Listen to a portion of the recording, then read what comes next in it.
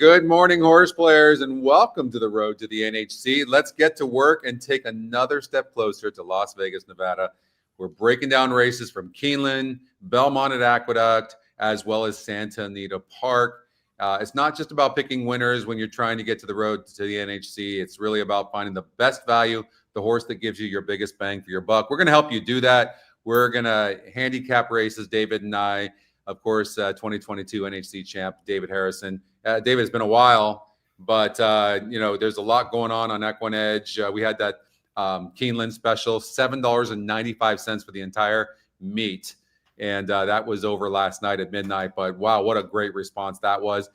The entire point of doing that is so that we could get people that hadn't been used EquinEdge for a long time, because there's a lot of people that's, came on, 5-6 years ago and hadn't seen all the stuff we've done to the site. Like the site's a different site than what it was 5 or 6 years ago. We've learned a lot. We've added way more. We still have a long way to go, but we did get a lot of that. Plus, it generated close to, I think, 300 or 400 new people that had never even used EquinEdge before. Right. So we're going to be doing more promotions like that. But how are you? It's been a while. Okay, yeah, it's been a while. We've been on like a respite here and a little break, and it's good to get back into the swing of things. I, in all honesty, I've been playing a little low key with the tournament play late in the summer, and because in all honesty, the weather up here in Western New York is not the greatest. So going into the fall and winter, so we're taking advantage of it and spend a lot of outdoor times biking and hiking and kayaking. And so now I'll probably, as the fall weather turns here, I'll get more into the tournament play, but feels good. I'm still playing, but I'm more selective with the number of races I'm actually wagering on. And it seems to be working. I'm going back to the old format before tournament play, where I may play 2 or 3 races an entire day and just key on those. And that seems to be working for me lately. So that's good. So,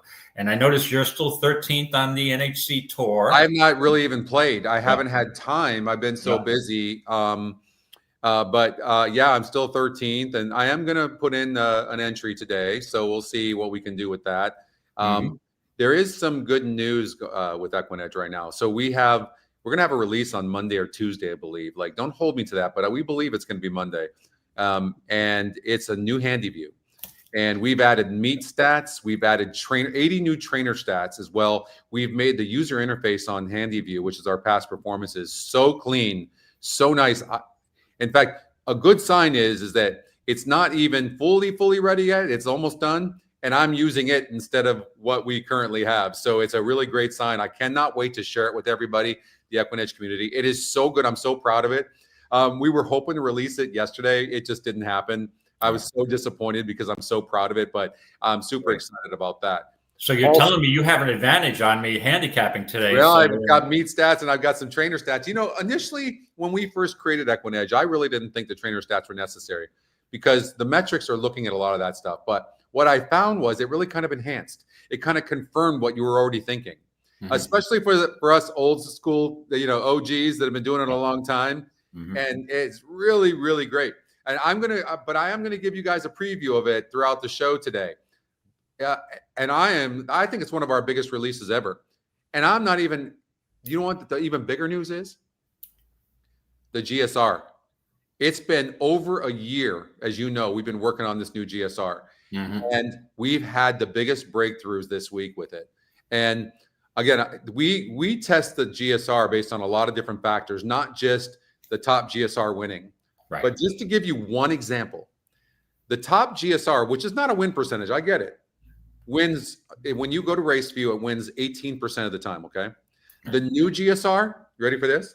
A staggering 31%. 31%? Yes. Really? And yes, it's just under our win percentage algorithm. It is insane. Insane. Everything's more accurate. Yep. And so, super, super excited about that. Can't wait. It's staggering. It really is. And we're creating the EPR, the EquinEdge Power Rating. When you think buyer number, it's not a speed number because I don't believe in speed. I believe in pace. But our EPR is going to work exactly like that. Like, as you know, I don't know if you know this, but most people, maybe they don't know. I don't know. Right now, when you go on EquinEdge, the past performances for today will pop up 20 minutes after the race. So you're actually able to see that race. Well, yes. Imagine now the EPR number, the EquinEdge power rating, is actually going to be on there. So let's just say you've got some races that you're what you like your favorite horse or something like that, and maybe it's pointing for the Kentucky Derby, and you want to be able to see what number did that horse get. Well, the APR works kind of like that as well. And then if you just want to see an overview of the average numbers of an EPR, kind of like you would use the buyer, same thing, it's going to be there. And the initial testings are this thing is just strong, as Oldie's saying. Like, I mean, strong, really, really good and accurate. So we're pumped about that, man. We have so much stuff going on. Fantastic. We're actually going to be, within the next 2 months, we're going to create a new win percentage algorithm. Right now, our win percentage algorithm wins about 36% of the time. But we believe we can hit 40%. And we're giving that like, we're not holding that back. I'm not holding it for myself. We're giving it to the community. And so we're super pumped about that. Hey, we got to give some shouts out. We haven't, because it's been a while, but what's up, Wiz, Joe, and Callie, Nick, and Bill. Hey, Bill, how are you? And of course, Dave. How are you, Dave? I haven't talked to you in a while. How you doing, Dave? Who else is Rashad, on here? Bill. Hey, Bill. What up, Rashad? Oldie's on. Bill. There's Tony. What up, Tony? I mean, the OGs are here. I love it. We got a question already from Aaron. David, did you do the horse analysis for Belmont at Aqueduct on September 21st? If so, thanks. Help me get fourth and free NHC tourney inspired for Vegas. Congratulations, my friend. And I'm going to say I did, even though I will confirm that and let you know. But I'm not sure. Chances are, if there was analysis, if there's analysis in there's race notes, that will be mine. I did know that I gave out last week, I believe, a Saturday, Sunday, a nice exacted with like a 28 to 1 shot second, who I really was high on over the prohibitive favorites. So that it was a big score for me. So I'm glad what I could do to help. Look, we got Deb Martin, we got Scrat. Like, I love it, man. It feels like home. It really does. It feels like home. I love it. And boys are back in town. Oh yeah, and girls. Yes. Yep, and girls. And then we got, by the way, the races today for the feeder, which is $18, is Belmont at Aqueduct, races 1, 2, and 3, and Keeneland's opening day today, races 2, 3, and 4. That'll make up the feeder today, David, as you know, and we're going to handicap that for you. Annette's here as well. What up, Annette? And then as far as the qualifier goes, that is $75 like it usually is on Fridays, and that's going to make up of Keeneland, Belmont, as well as Santa Anita Park. We'll cover all those races as well for you guys. And David, you ready to get going? I'm ready. Let's get rolling, my friend. I'm back at it. So let's do it.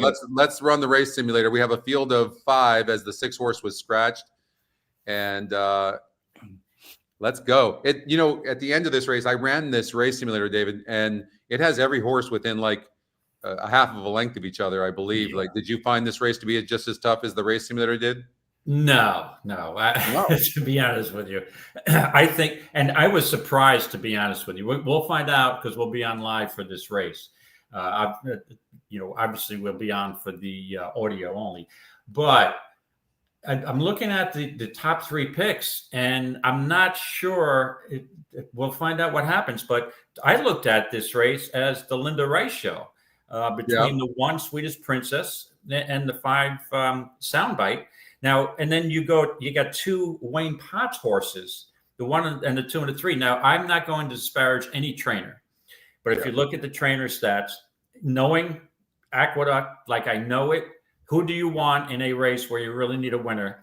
Do you want Linda Rice, Barn, or Wayne Potts? And to me, it's a no-brainer. You're looking to pick. Now, it may not be a race that I would normally wager on, but it's kind of surprising for me that either the 1 or the 5 aren't in the top 3 picks. So maybe I'm not seeing something right. But Scotty, it looks like to me, Sweetest Princess, Jose Lizcano, who's the go-to rider for this barn, stays with this. I actually picks up the mount, and it's basically second off a layoff.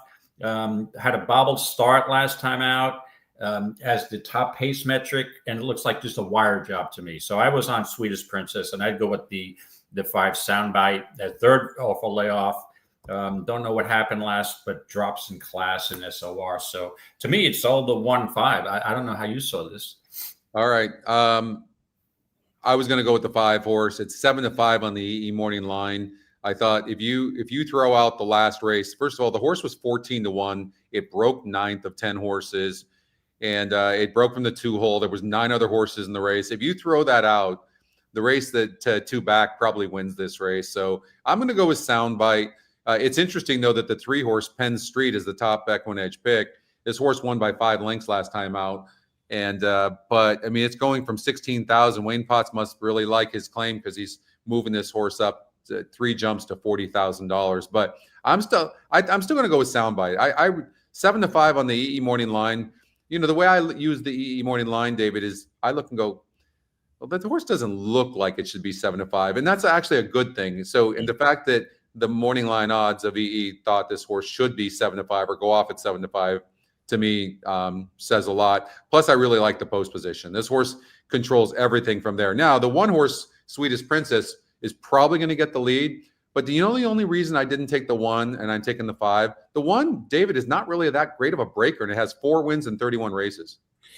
Yes, she has a history of getting off slowly. And Jose Lezcano is not the most aggressive early rider. But there's just no other alternative here for this rider. He's got to go. There's no other speed. Penn Street, who's taking, well, it's actually not taking so much money now, but I mean, that's the horse who's won 8 lifetime races. But a 7-year-old, dropped down to 16, won it very easy. But I don't trust that move up in class. And I don't know how you saw this, Scotty, but I'm not feeling the love at all for the 4 Ready for Trouble. No, I mean, this horse has never gone a distance and now stretches out for the first time to a mile off the claim. Ray Handel's a competent trainer. He's underrated. Doesn't have a ton of horses, but so many times you look at a horse like that, like, he looks like he's ready to stretch out. And, to me, a horse who's had 19 starts with different trainers and never stretched out to even beyond 7 furlongs may have a problem with the distance. So, so I don't see how this horse is right now 2-1 live. So I'll go with my 1, who I think the 1 of the 5 will probably be favored by post time. For me, the 4 is more of a minor player. It's 5-2 right now, and which is the EE morning line. And the odds maker made this horse 9-5. I disagree with these that morning line. Look at it. That horse was supposed to run a good race last time out, and it didn't. There didn't seem to be any trouble. And it went from a 74 SOR. Our SOR is our class number, so it got 4th by 4 1/4 lengths, and then it dropped. So I would have loved this. Dropped 14 points. The win percentage went up 9%, so it went up to 19% and didn't run. So the win percentage goes up here, but this horse always gets some pretty decent win percentages from our win percentage algorithm, and sometimes you see that where I don't know why the win percentage just likes a certain horse. So I'm going to try to beat this horse on the win end. And again, look at the finish here. It's like wide open on the finish. We're going away from the picks. I think the only one we haven't really talked about really is the 2 horse. It ran a good race 2 back at this distance, winning by 4 lengths against a little bit easier for Wayne Potts. And then it faced tougher. It was 23-1. And now it's 6-1 EE morning line. I look at that. If a horse has a low win percentage and goes off at big odds, and all of a sudden the EE morning line is 6-1, I don't think you can ignore a horse like that, especially in a competitive field like this. Mm-hmm. It's not like this horse is 10-1, and look in the race simulator has this horse right there too. The 2 might be the play, and it's the EquinEdge long shot. Yeah, again, Scotty, you've got Wayne Potts. Again, the barn has had 3 second place finishes at the meet, so they've been running okay. But the bottom line is with the trainer stats. To me, if I've got 2 Linda Rices and 2 Wayne Potts, I'm gonna go with a higher percentage trainer, especially since the 1 has the top pace metric, and it looks like it's going to be come and catch her. So that's why I'm avoiding the Wayne Potts horses in this one. not personally, obviously, but as a trainer and with his stats, just stats alone, I've not really been a big fan of playing his horses. But this horse could actually sit behind these horses. The one breaks slow and then rushes up. The 5 on the outside, and the 5 should get the best trip. But the 2 horse could be a decent play as well. 4 is going to get probably first run at the turn. It looks like, anyways. I mean, this race is such a grab bag.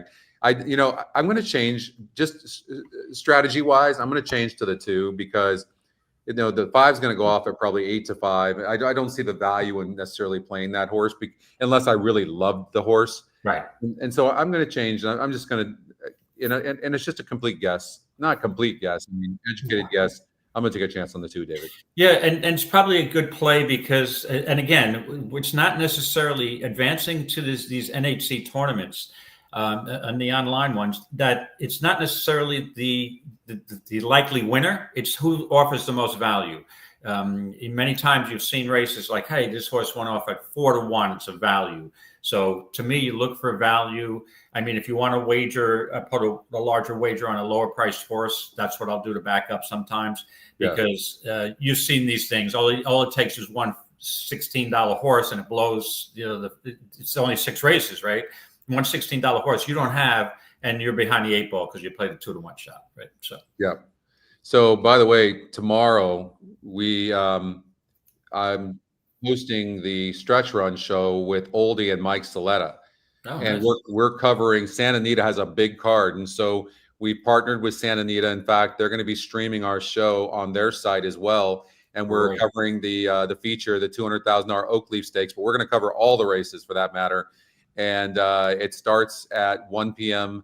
Pacific time tomorrow, so you don't want to miss that. There's 5 stakes races, including the Oakleaf Stakes, so that's going to be a lot of fun. Cool. By the way, we're trying right now. They have 2 new wagers, the All Turf Pick 3, and they have this Sunset Pick 6, I think is what it's called. And you know how we have the special wagers on the site. I think we're going to have both of those wagers up there for Santa Anita. So looking forward to covering that. Also, the new Spanish show we're doing with Alfredo and the team, and we're covering in Spanish and Espanol as well. And so that's going to be great. They're reaching so many people in all over the world, for that matter, but South America especially. And they did a show last Saturday. It had 40,000 views. I heard that. Yes, that is unbelievable. Yes. So we're starting to reach a lot of people, and so we welcome that. So hopefully you can join us tomorrow. We're going to be prepared too, just so you know. Like, I'm going to handicap tonight all night long. So you're actually handicapping. I'm going to be handicapping. Okay, good. Maybe I'll tune in then. Yeah. We're going to be giving, pick 3, maybe rolling pick 3s and doubles and all the special wagers and pick 5s and plays of the day. And it's going to be a big show tomorrow. So hopefully you guys can join. All right, let's get to race number 2. Live stream. I'm sorry. So just a quick question about the Santa Anita thing. Live streaming tomorrow? We're live streaming tomorrow. All right. Yep. You're going to have a special guest. Is Tom coming on? Tom Quigley? Tom is not coming on. Okay. I love Tom though. Oldie, yeah, he's working on that right now. Okay, just one. Alfredo's how you're learning Spanish. Yeah, they're so good. They are so good. They're doing such a good job on that show. But no, it's just going to be me and Oldie and Mike Saletta. So looking forward to that. That's going to be a lot of fun tomorrow. So tune in for that. And it's going to be a long one. We're going to do a long show, and then the show in Spanish is going to be these guys are going to be going from early in the morning till late at night. They're crazy. Does Santa Anita have a tourney tomorrow? Express Bet? Let's see. Let me look. I know they had opening day, so they probably don't. I didn't check Express Bet. Nothing. No. Let's see. So no, they have a qualifier. Right. Oh, they do. It looks like they Santa Anita $1,000 BCBC qualifier. Okay, so they do have it's not an NHC event, but they do have a BCBC qualifier for $1,000. And it's for those who haven't qualified yet for the BCBC and do not either want to spend the 10K or have that financial ability. They're running out of time. So I'm in the feeder today for the BCBC and also the NHC. I can't wait for the BCBC. That's going to be a lot of fun. By the way, we're going to be doing a lot of shows for the BCBC. we've got a lot going on for this this month and early next month. So yeah, it's going to be great. I've qualified for. I've got 2 BC entries, so I don't have to pay for that. It makes a lot of sense. So I'm super excited about that. Last year, I think I had to pay for both of them, and that's $10,000 a piece. So yeah, it's it definitely helpful to be able to go in, and it's a good feeling. So you're not going to believe this. I have a wedding. A friend of mine, his son is getting married that weekend.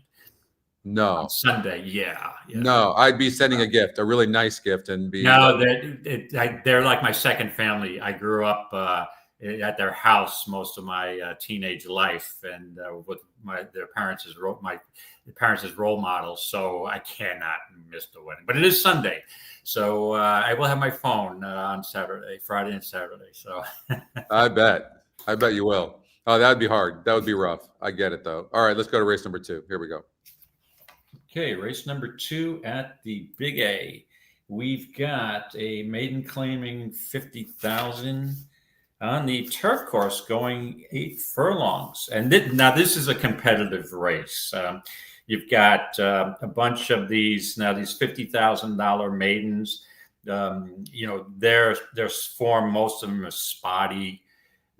Let's look at the race simulator. The pace, it should be a decent amount of pace between the 1, 2, and 7, right? Yeah. Okay. Well, I'll start off first here, Scotty. I originally, when I looked at the race, I was interested in the 7 Bolt House. Never had tried the turf for Belmont. Was entered on August 20th. For a 5.5 furlong turf event. However, that was rained off. The sloppy track effort wasn't bad. This is a Bolt d'Oro. It's modest turf breeding, but we've seen these, and that's my move. In a spotty field like this, I always give a second look to a horse first-time turf, because there's no world beaters in here. This is 50,000 claimers. You've had horses with 12 attempts, 16, 7. These are not. They've had their opportunities, these gals. So, right. And it was between a 7-9. However, interesting development. The 12 horse drew in. Wait, which race are you on?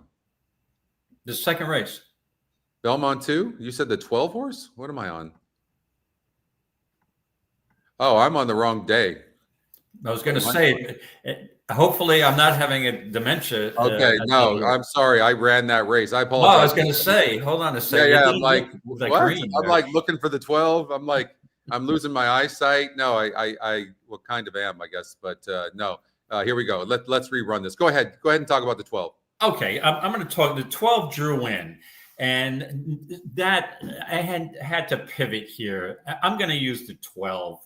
Not the greatest post, right? But dropping from the maiden special weight to a 50,000 claimer, where most of these here have been racing at this level before. The SOR in the last race was a 54, and now a 46. She comes off about a 15-month layoff in her last. She probably needed that race, and there was also a bump start. She wasn't bet, but Fast Market was pretty impressive in that race for John Terranova. So that may be a pretty good race. And, Michelle Nevin, off a long layoff like that, they're probably just not dumping this horse. It's probably going to her right level. Yeah. I'm concerned about the outside post, sure, but you got Flavian Pratt here, and it's not a speed horse per se. And if he drops over towards the rail and gets a good trip, there seems to be enough speed here. So I pivoted to the 12 here, Private Property. And if I had a second entry, I most likely either use the 7 or the 9. Now the 9, Fire Agate, Mike Maker's been having a good meet. Second off the claim, been at this level. It bump start both times. This horse is definitely a contender, the 9. So I looked at it between 12, 9, and 7, and I ultimately landed on the 12 here. Private Property. The 3 horse unlimited spending actually really improved last time out. And that was at a $50,000 level off that drop, but it was only 14%. But it only goes to 11%. Like the win percentages are wide open in this race. Like I was hoping after that performance to really see, I know it's the top pick, but when you run the race simulator, it barely beats the 5 horse. And then if you look at the EE morning lines, like they're pretty wide open, even with the odds makers morning lines. So I think, and then when you're talking about a horse that has to come from behind like this, sometimes they're at the mercy of pace. So I wanted to like that horse, but it's 4-1 on the EE morning line from an odds makers 9-5. When you look at the 12 horse, it's 5-2, and that is a big drop too. By the way, that 54 SOR on the 12 horse in comparison to 46 today is a massive drop. The win percentage goes up to 23%, and the GSR maintains the same. I could see why you would like that horse. I don't think I'm going to like the 7 horse that much, and I'll tell you why. It was 39% to win last time out, and it got second. It's supposed to win that race against Similar.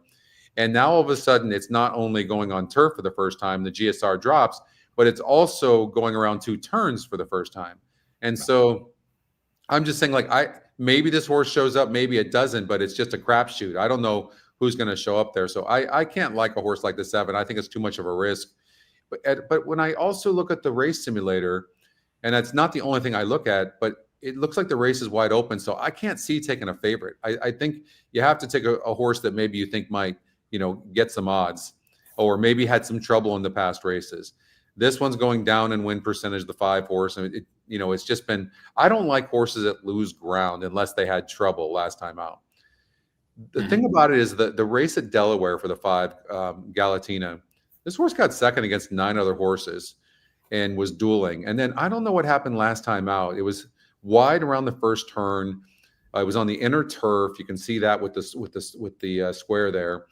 And so maybe we should be forgiving this race, and maybe we shouldn't even be looking at the win percentages because they're so wide open. And the 5 is right there in the race simulator. So the 5 would be one that I would certainly consider. The 1 had trouble last time out going on the dirt. You can see the GSR drop. Now it's back up. The win percentage goes back up.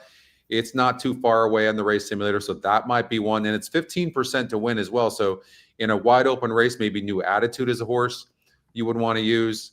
And then I think, these are crapshoots. Second time for Mike Maker, brings the horse back at the same level, ran okay, doesn't get the pulse going very much. And then the 6 horse I probably wouldn't consider. So for me, I think it has to be between the 1 and the 3. And I think or 1 and the 5, excuse me. Do you have an opinion if you just had to choose between the 1 and the 5, would you have an opinion on this? Yeah, I guess I'd be forced to go with the 1, the Ramsey horse on the rail, only because, the 5 comes out of 2 races at Delaware Park, Laurel, Delaware Park at the 45 level. The turf try at Delaware wasn't bad.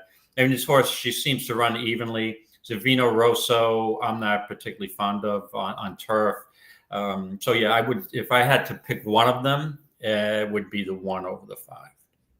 Yeah. And I don't want any part of the 3, and 3 can beat me all day long. When I see a Rapoli and Pletcher horse with 5 starts and then dropping in the last to a $50,000 claimer, absolutely no speed. Rapoli doesn't want claiming horses. I mean, they're looking for this horse to get claimed.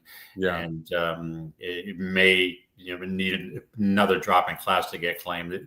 This horse is just too slow early for me to even consider. And if the horse is favored at the 3, that you're going to have a little value somewhere else in the race then.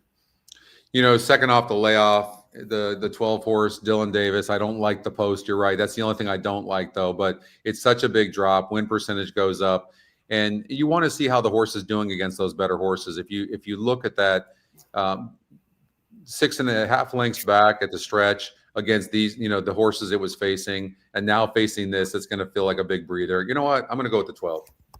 Okay, you're hopping on my bandwagon. Just a clarification, Scotty, if we may. Yeah. I had originally listed on the 12 horse private property Flavian Pratt. We have Dylan on now. It looks like Dylan's on, yeah. Okay, my apologies, because if you look at my notes, I referenced Flavian in there. And did he pick up another mount in here? Was that he had a first priority 1 and priority 2? Because I don't see him anywhere. Maybe he was on another horse and it was scratched. I'm not sure. Yeah. Okay. So my apologies to the folks who are on. Yeah. Here. No, it looks like Dylan Davis is aboard for Michelle Nevin. Okay, I'll take Dylan. Yeah, I mean, it's the first time when you look at the jockey trainer combinations, though, like you see this on the screen, 31% between Todd Pletcher and Carmouche on the 3. But yeah, I mean, this horse is going to be finishing, no doubt about it. But at the expected odds, I mean, this horse is probably going to go off. I don't think it'll go off at 9-5, but it'll probably go off at 5-2, just because of the connections. So I think between with the drop, the 12 is the right horse. So I'm going to go with the 12 with you. I'm gonna join your club. You're gonna jump on my bandwagon. Yep, I'm gonna do it. That could be a dangerous thing when they're on the same road. If it dumps the rider, it's not on me. No, I'm trusting you. Okay.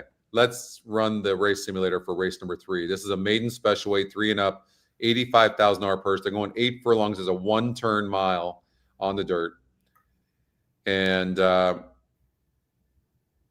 the 2 top EquinEdge picks are in first and second early. David, what did you think about this one? Did you like? Yeah, I have to tell you again. You know me with favorites, but when I first looked at this race, and I was there at the at Saratoga closing weekend, and Time to Win was the international tip of that race. It was favored.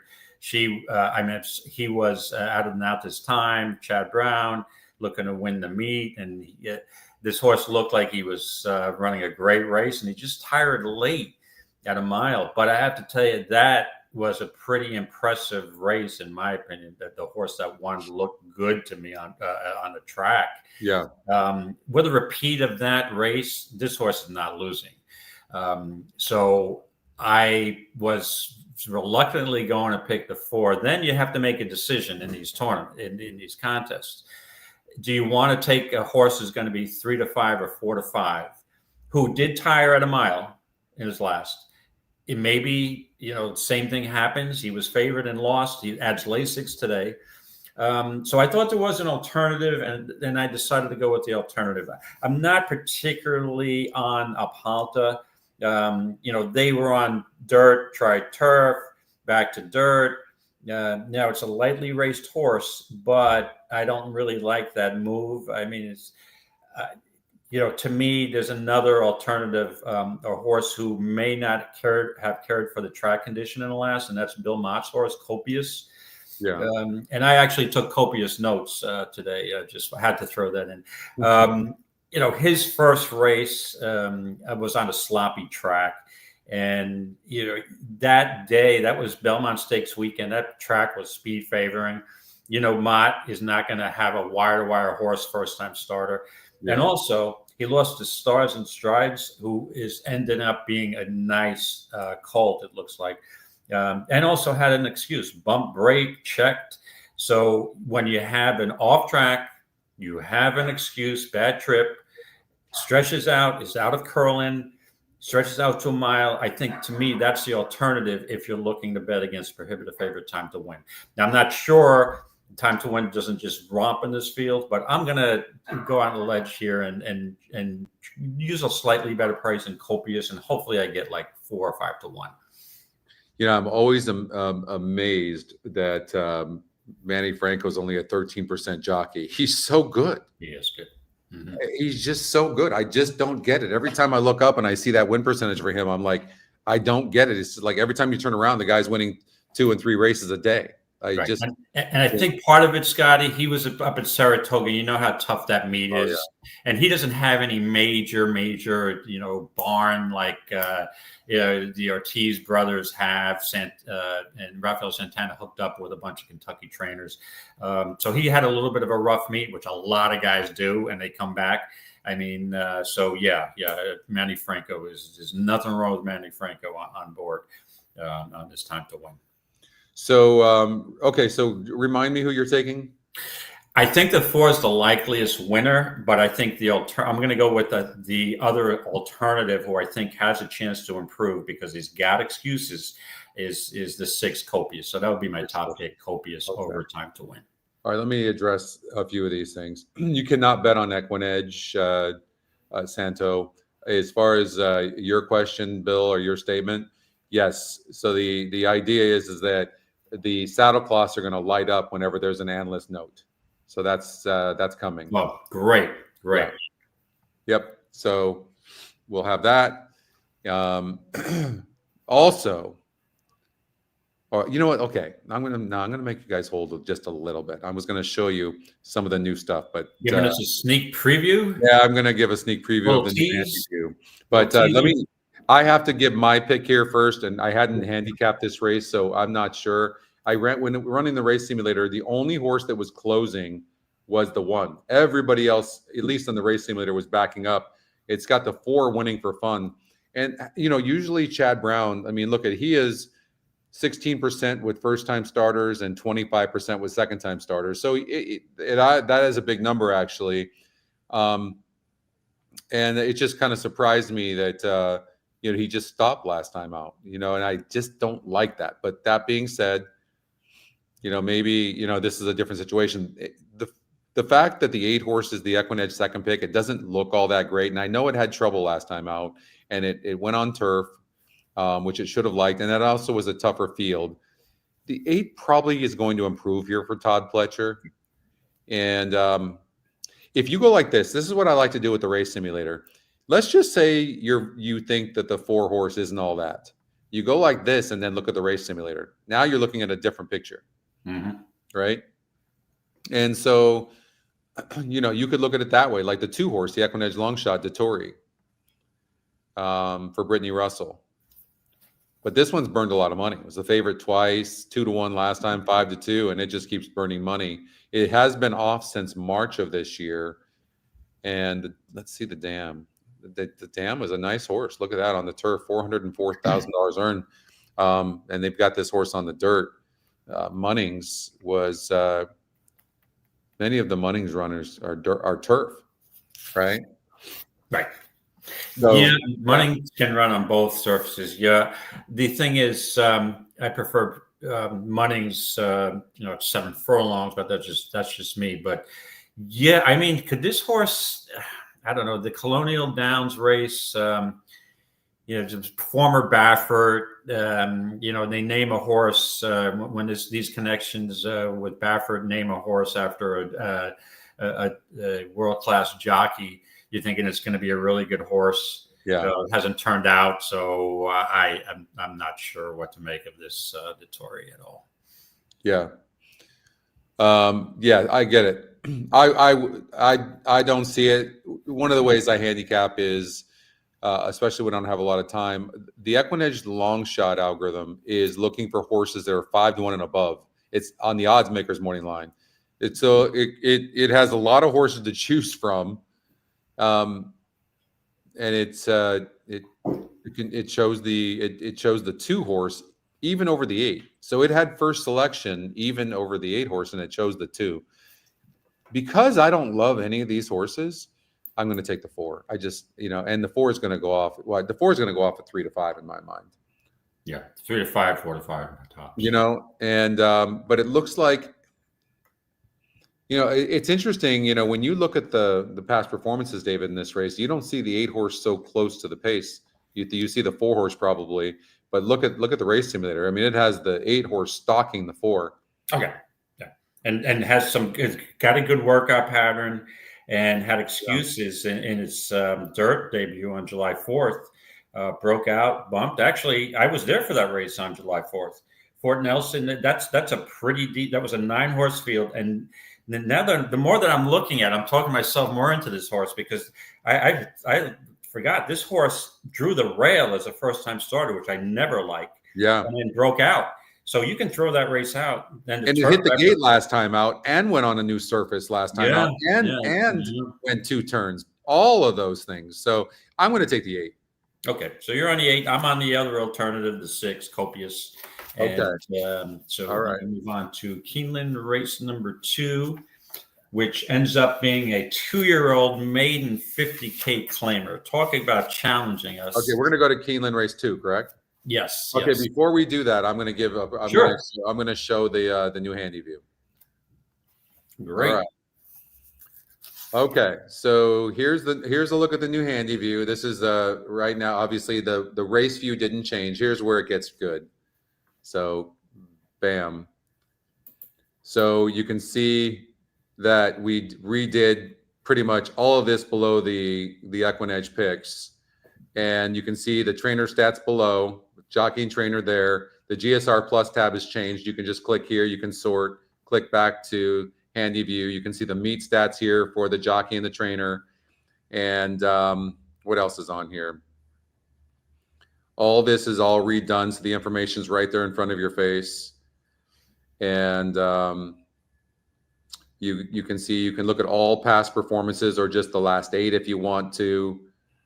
And then, of course, down here you're going to be able to see. I don't know why it's spinning right now, but you'll see all the analysts, the workouts, stuff like that as well. This is probably just my internet. That's why. There you go. So you can see. Then you'll get the analyst notes as well. Who do you have a note on in here? Anybody? On the second race, yeah. No. Yeah, private property. Private property. Oh, there it goes. Okay, there you go. So you can see there's your notes.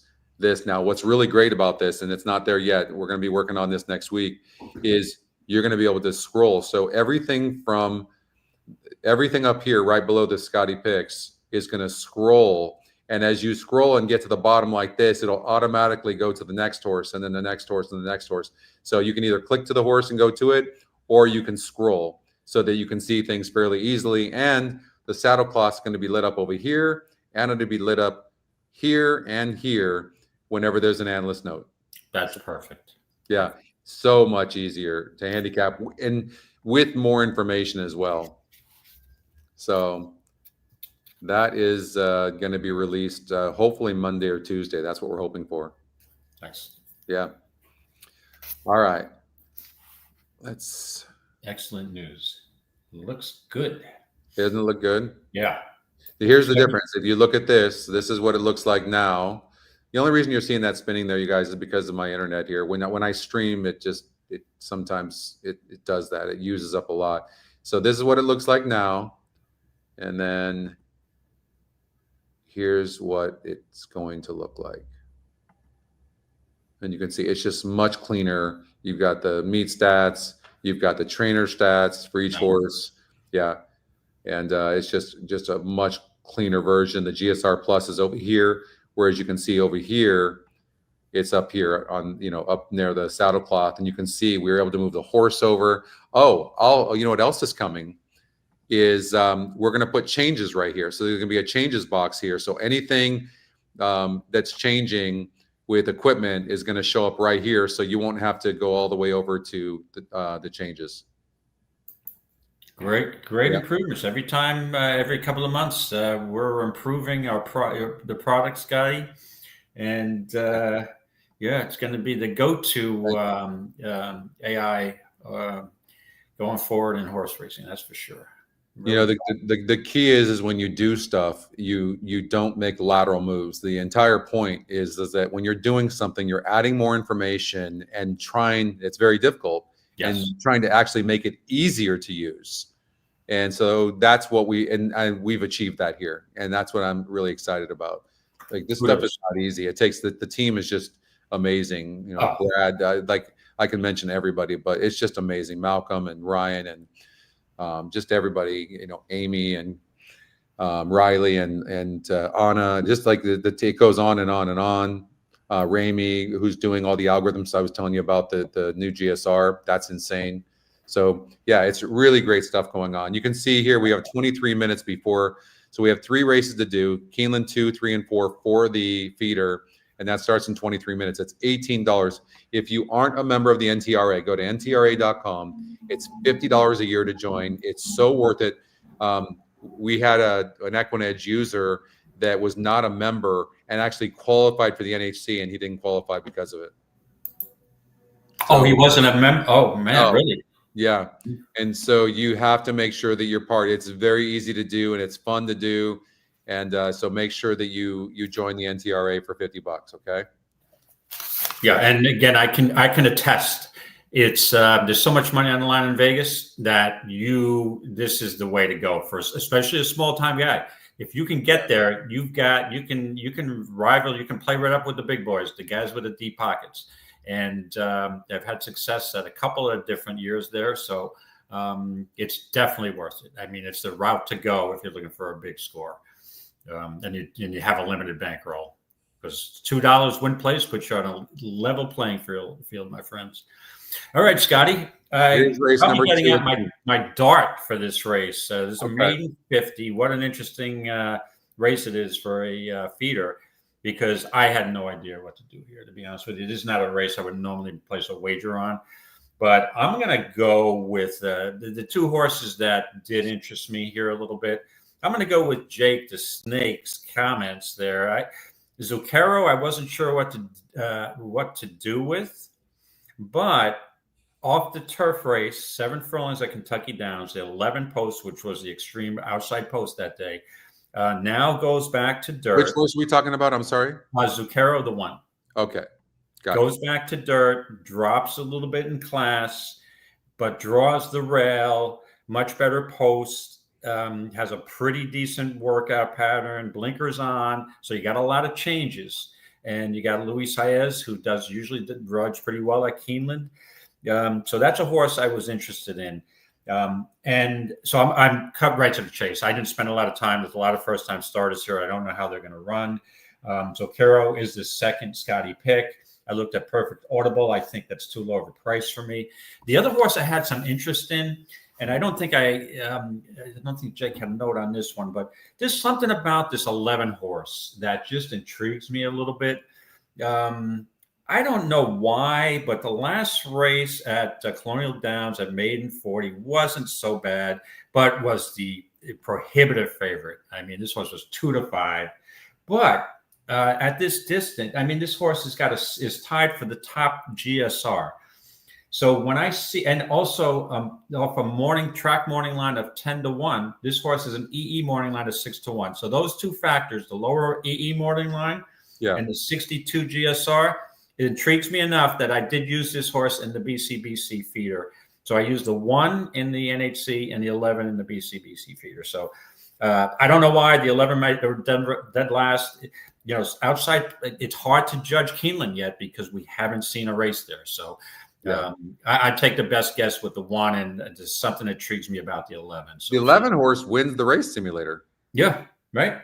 Wow. Yeah. 11-1. He's only 5%. But interestingly, the horse is 6-1 on the EE morning line. But I mean, that was a pretty easy group last time out. It gets tougher here at Keeneland. And so that's why I personally didn't like the 11, because they can look good, but when you factor in that class, and this horse got a very low class, and he's got only a 5%. The win percentage is 5%, right? Yeah. But there's some, you know how it is. Sometimes you have a gut, something in your gut that's, and the GSR at 62. So it gives me a little bit of justification for using like a hunchy type of horse. Yeah. I'm like, why couldn't this horse, again, would I normally use a horse that's now moving from Colonial Downs to Keeneland and just lost as the odds-on favorite? Probably not, but there's something about this horse. And the other alternative, right? This horse was 30 cents on the dollar last time out, 40% to win, had everything perfect, no trouble against a 42 group. You know, it dropped from, it was racing in some non-graded stakes races where it didn't run poorly. And then this was the spot. It's supposed to win that race. Yeah. There's too many horses here dropping in class that look real. So I know it wins the race simulator, and it'll probably run a good race. To me, when I see that horse winning the race simulator, David, it tells me that this race is an absolute grab bag. Yes. Yeah. Like I said, get out your dart. I guess, anyone win. It's a 7-1 here for John Hancock, who actually his 2-year-olds run pretty decent at Keeneland. And dropping in class from Indy, I mean, it's pretty decent workouts. That the 7 wouldn't shock me either. At 15-1 morning line, and what do we have? 15-1 E morning line also. What about the EquinEdge long shot first time starters? We all know how well the community knows how well the EquinEdge long shot first time starters do. They win about 22% of the time, and you always get a price. For me, it's the EquinEdge long shot, 15% to win. In a race where the top win percentage, the 1 is only 25, and it's 6-1 on the EE morning line. So 3 different algorithms are saying that this 2 horse is live, and then the race simulator. This race simulator has the horse only 0.66 back, of the 11, and it's the only blue arrow. That's like a thing for me. Like I noticed that only one horse has a blue arrow. It does very well. Yeah, and Jake seems to like this horse a little bit, right? But the thing is, this horse has been working. He's been working on the synthetics at Turfway. Maybe he's meant for synthetics and is ready to run here. So it's like, why not? So I'm not sure. Again, it is Justin. How you doing, my friend? Yeah, it is a value on the 2, but in normally these races, you are going to find a horse who may be taking money that might be live, and we don't know that because that's not the first race of the feeder. So, but like I said, nobody in here would surprise me. And the 8-horse Perfect Audible, who's 9-5 on the E-morning line. I mean, and for Steve Asmussen, Keith Asmussen is aboard. They added blinkers last time out. Let's see if those blinkers are still there. They are still there. By the way, blinkers do get added to the 1-horse Zucchero. Did you say that, or did you know that? I'm not sure. Yes, blinkers. Like I said, there's a bunch of changes. Turf to dirt, blinkers on. Now 11 posts to the 1 post. Yeah. And Brian Lynch usually does well. I look at Lynch winning more races on turf than dirt, so I'm a little skeptical when it comes to that. But to me, it's the best guess. I mean, I don't know. You can go in any direction here. Yeah. I don't know why there's no jockey trainer combinations in here. That's kind of weird. Oh, look at like there. Okay, we have a bug here with the jockey trainer combinations. All right, yeah, we'll get that fixed. Let's see here. Let me let Brad know.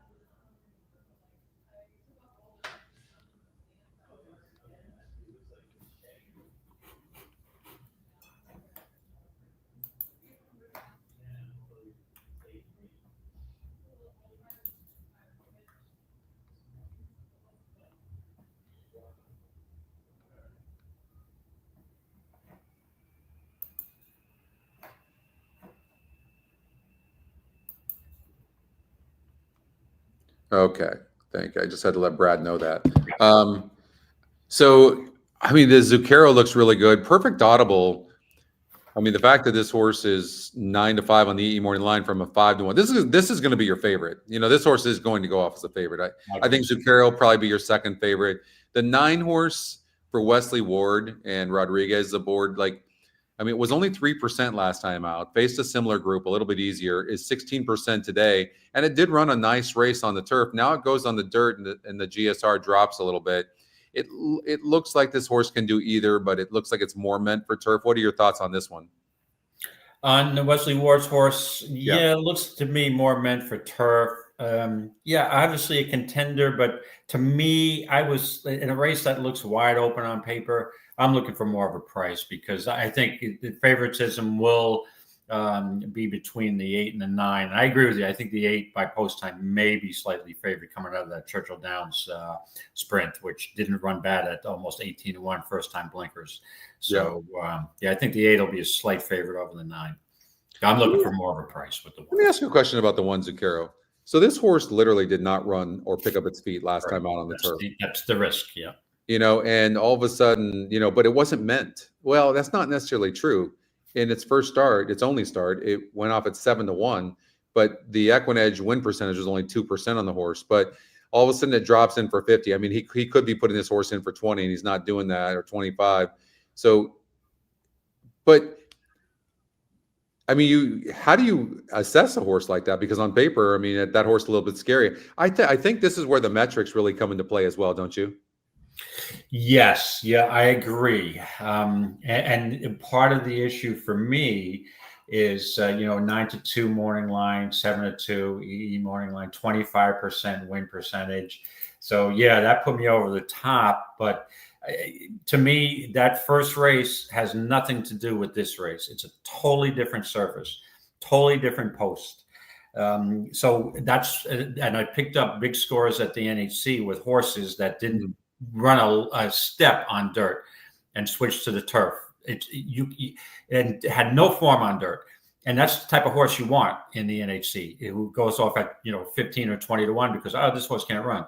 It's a different ball game when you change surfaces. And so sometimes it's a risk reward type of issue. It's like the value's there, the horse may not win, but you're getting 18-1, and it's the NHC. you've got to look for prices and value. So what about this 5-horse? David's saying this horse, look at he jostled, taken up with the 7/16. Yeah. So that's not a, especially at 4.5 furlongs. I know it was at Indiana, but yeah, definitely a contender. Like I said, I could see anybody here. The 6 as a first-time starter, Alexander K, still in the race. Yep, this horse could win. Draws Jose Ortiz. So, I mean, like I said, it's such a wide open crapshoot. You could put it up, hang it up on your wall, throw a dart, and then use it as your NHC pick. So, yeah. Your pick. Ed West on the 2-horse. He's how does he do? Keeneland's opener, by the way. We're gonna watch that opener. Is in 2 minutes from now. We're gonna go there. But Ed West it looks like he's about 16% with first-time starter. So for me, I'm just struggling between the. I actually like the EquinEdge picks. I think it's one of those 3 personally. But when I look at this, here's what I see. I see the 8 getting the best trip. The 8 can be tactical. It could be on the lead. I just see the 8 getting the best trip. But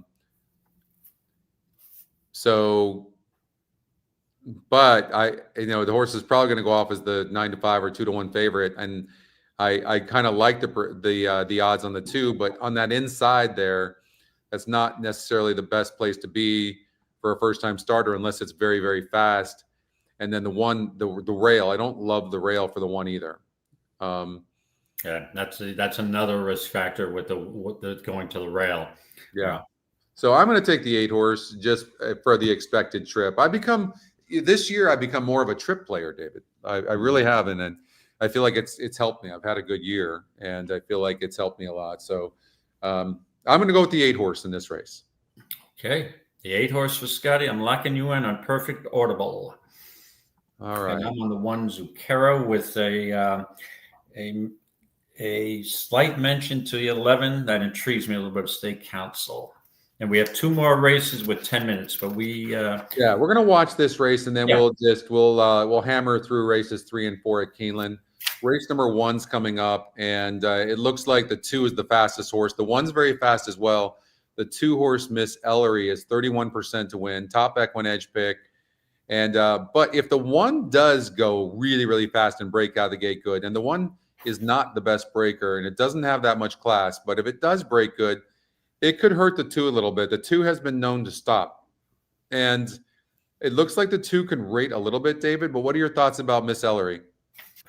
Yeah, Miss Ellery, I mean, when you're talking about a filly who's 2 for 20 and has a speed, I mean, it's 1 for 5 at the distance, never been at Keeneland, been at Delaware. I mean, this is a weak field, but I wasn't really sold on her. I mean, this is a race I probably wouldn't bet, but I think off the claim, the 5, Ledan, may run okay here. I had that one too. So I would think that all about Alice, the last 5 one. maybe offer some value here. I'm shocked to see the 1 horse is 25% to win. It's the EquinEdge. Goes down first wire at the post. I think I like the 4 horse. They are off. All right. Away we go with the fall meet. There's Miss Ellery out for the early lead. Miss Ellery goes right to the front, and Fasta La Vista Baby is there, and Ladon up on the far outside. The 1 broke a little bit slow. I don't know if it can rate or move into the first turn. All about Alice going to be wide in the 5th position. Indy Label is in 6th and scoots down toward the rail to save some ground around the turn. The break of 8 more lengths back to I had that one. But the 2 has stopped, the distant trailer here. Yeah, I know. Early on, back up front. Miss Ellery is the leader. Miss Ellery off the first turn leads it by just a length. Fasta La Vista Baby second by a half length. Lady La La third to the inside. All about Alice's. Whoa. The rail improving position 5th to 4th now, moving up to challenge for 3rd as Ladot is in between horses, still a break of nearly 10 more lengths back to I had that one too. It was 47.9 seconds the time for the first half mile. Over to the far turn they go, and Miss Ellery the leader.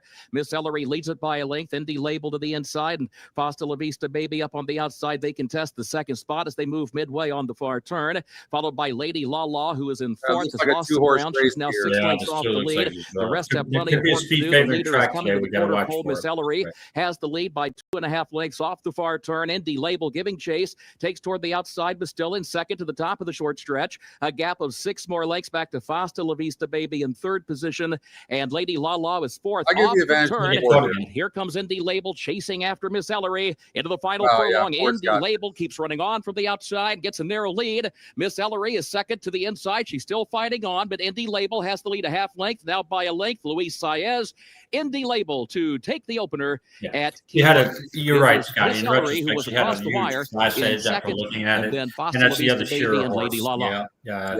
Luis Ayas, like he usually has good mounts, good agent down there, and he's usually picked up the right horse here today. She won that race easily.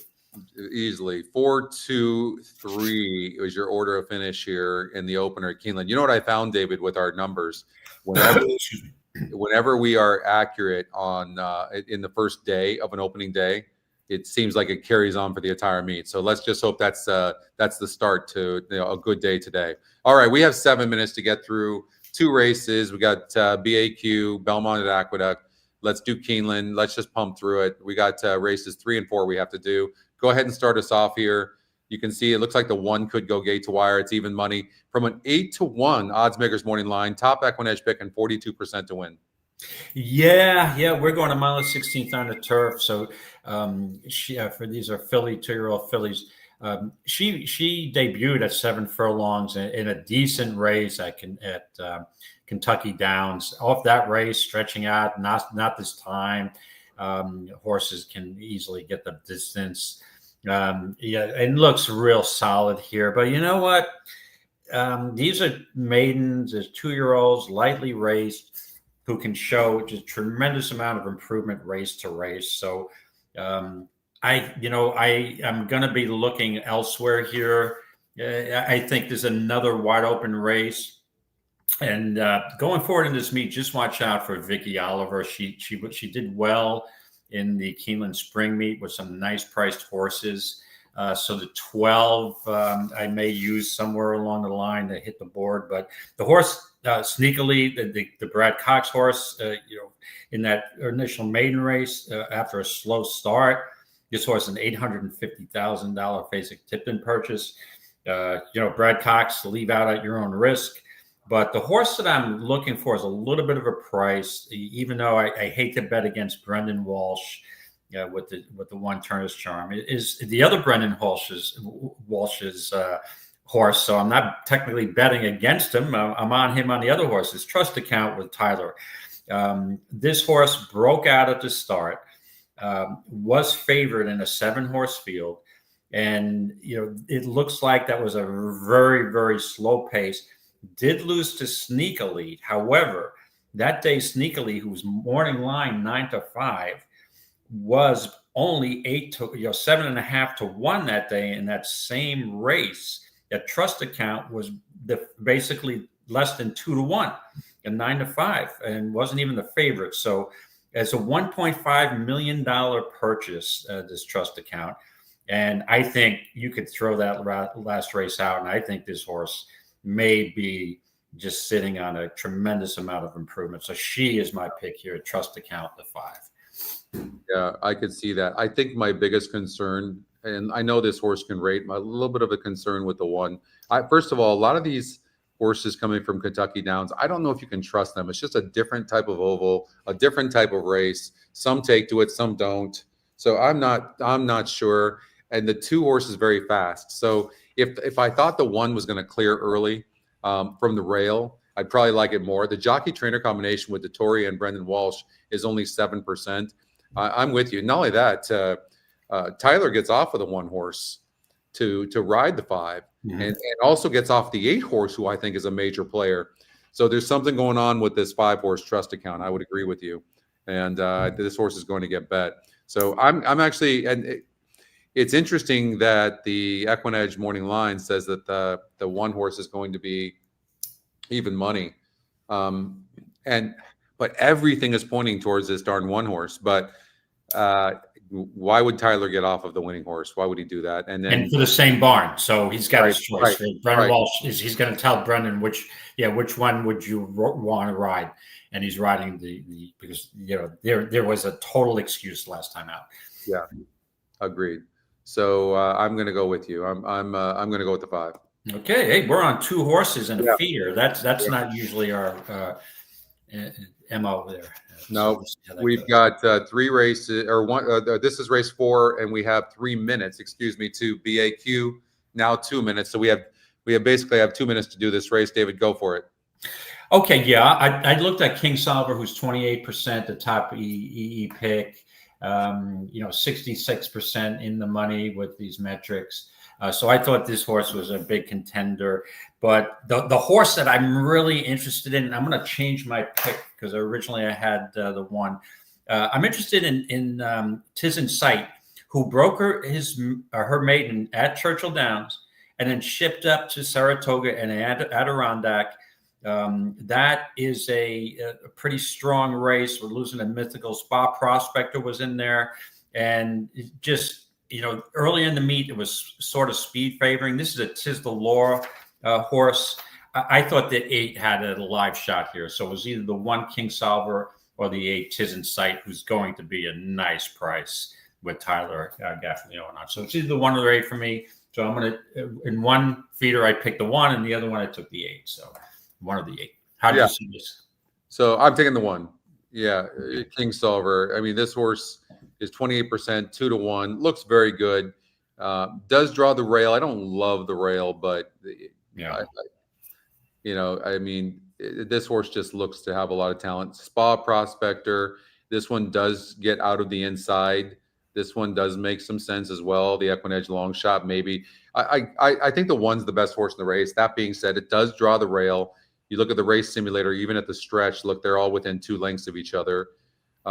Tis Insight, like maybe, I try to find horses. Like if you look at, that was a pretty impressive race by the 7 horse, broke from the rail, breaking its maiden for Brad Cox.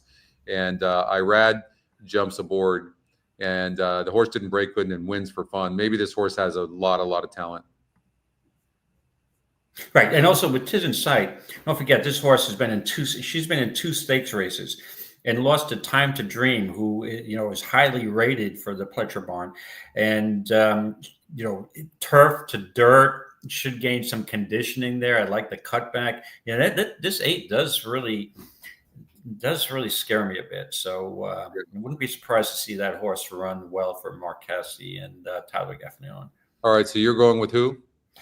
On one entry, I would use the 1 or the 8. So for the NHC, I use the 1. For the BCBC feeder, I use the 8. It's interesting to me that Spa Prospector, the 4 horse, is off of a layoff, was 14 to 1 last time out, and now is 6 to 1 on the EE morning line into what appears to be a very tough field with the 7 and the 1. The 7 is going to get maybe the best trip, but I think I'm going to go with the 4. I'm going to take a chance with Spa Prospector. All right, Spa Prospector for Scotty McKeever. I'm locking you in. Is that your final answer? That's it. So they're going into the gate. I'll play it. So I just want to shout out to Justin Sampson, who now can play on horse tourneys and horse players. Congrats, my friend. Yeah, let's go. LFG, my friend. Let's go today. Let's see you up on that board, my friend. Okay, so David, you're on the 1 horse, Sweetest Princess for Linda Rice. I was going to do the 5 for Linda Rice, that's why I went away from it, because I knew this horse would be even money. I went with the longest shot in the board. I'm going with the 2 horse, Luna Moth. Okay, you're a brave man playing Wayne Potts against Linda Rice. But hey, Tyler, how you doing, my friend?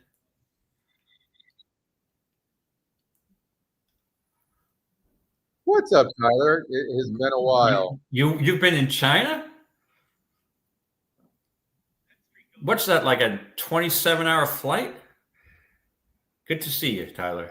All right, so the 1 horse did break a little slow, but it's on the lead right now. And that the 3 to 1 you got, David. 3 to 1. Give me a break. Hello. And the 5 horse Soundbite He is in third right now. Doesn't look fully comfortable, to be honest with you. The one horse at 3-1 is a gift, so you might start out very well here. Two horse Luna Moth is in fourth at 9-1, probably about 7 lengths back from the one who's a couple of lengths in front of the 4 horse Ready for Trouble at 4-1. 23 seconds flat. Maybe setting it up for the entry, mate. The 2 horse is being prodded right now to keep up. Not looking great. 4 horse is moving nicely. The 5 is struggling though. Found by even money favorite. Being asked, not really making up any ground though. This looks like a 2 horse race. The 4 is Ready for Trouble at 4-1 is moving nicely.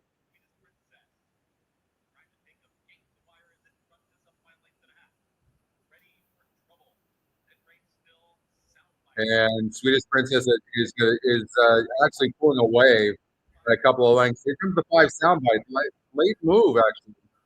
But I don't think the 5's going to get there. I think you're going to get there, David. The 3-1. Nice pick. They're turning for home on my feed, so you cut the drama for me. Yeah, you're 3 lengths in front. You won the race. 1-5 here. So Linda Rice gets the exacta in this race. Yeah, Linda Rice and Wayne Potts is off the board. Yeah. All right, so nice going there. The 2 horse never was in contention whatsoever. Interesting too, because the race simulator at the first call had the horse close by, but the horse just didn't fire.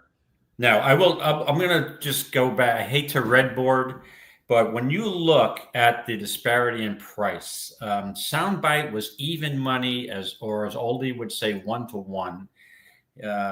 And I got 3-1. So there was less than a minute to post. When I saw 3-1, I fired away. So now if Swedish Princess was reversed, I would have just kept my hands in my pocket. So sometimes you see something that doesn't make sense to you. It's like, okay, well, somebody's misinformed on that 5 horse. So they went with they didn't go with the go-to rider of the Linda Rice bond, Jose. Yeah.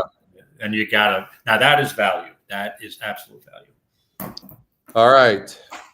So now we've got, we're done with the feeders as far as handicapping them. So now we can move on to the qualifiers. And let's see. Which one we're going to start? Which is the first qualifier?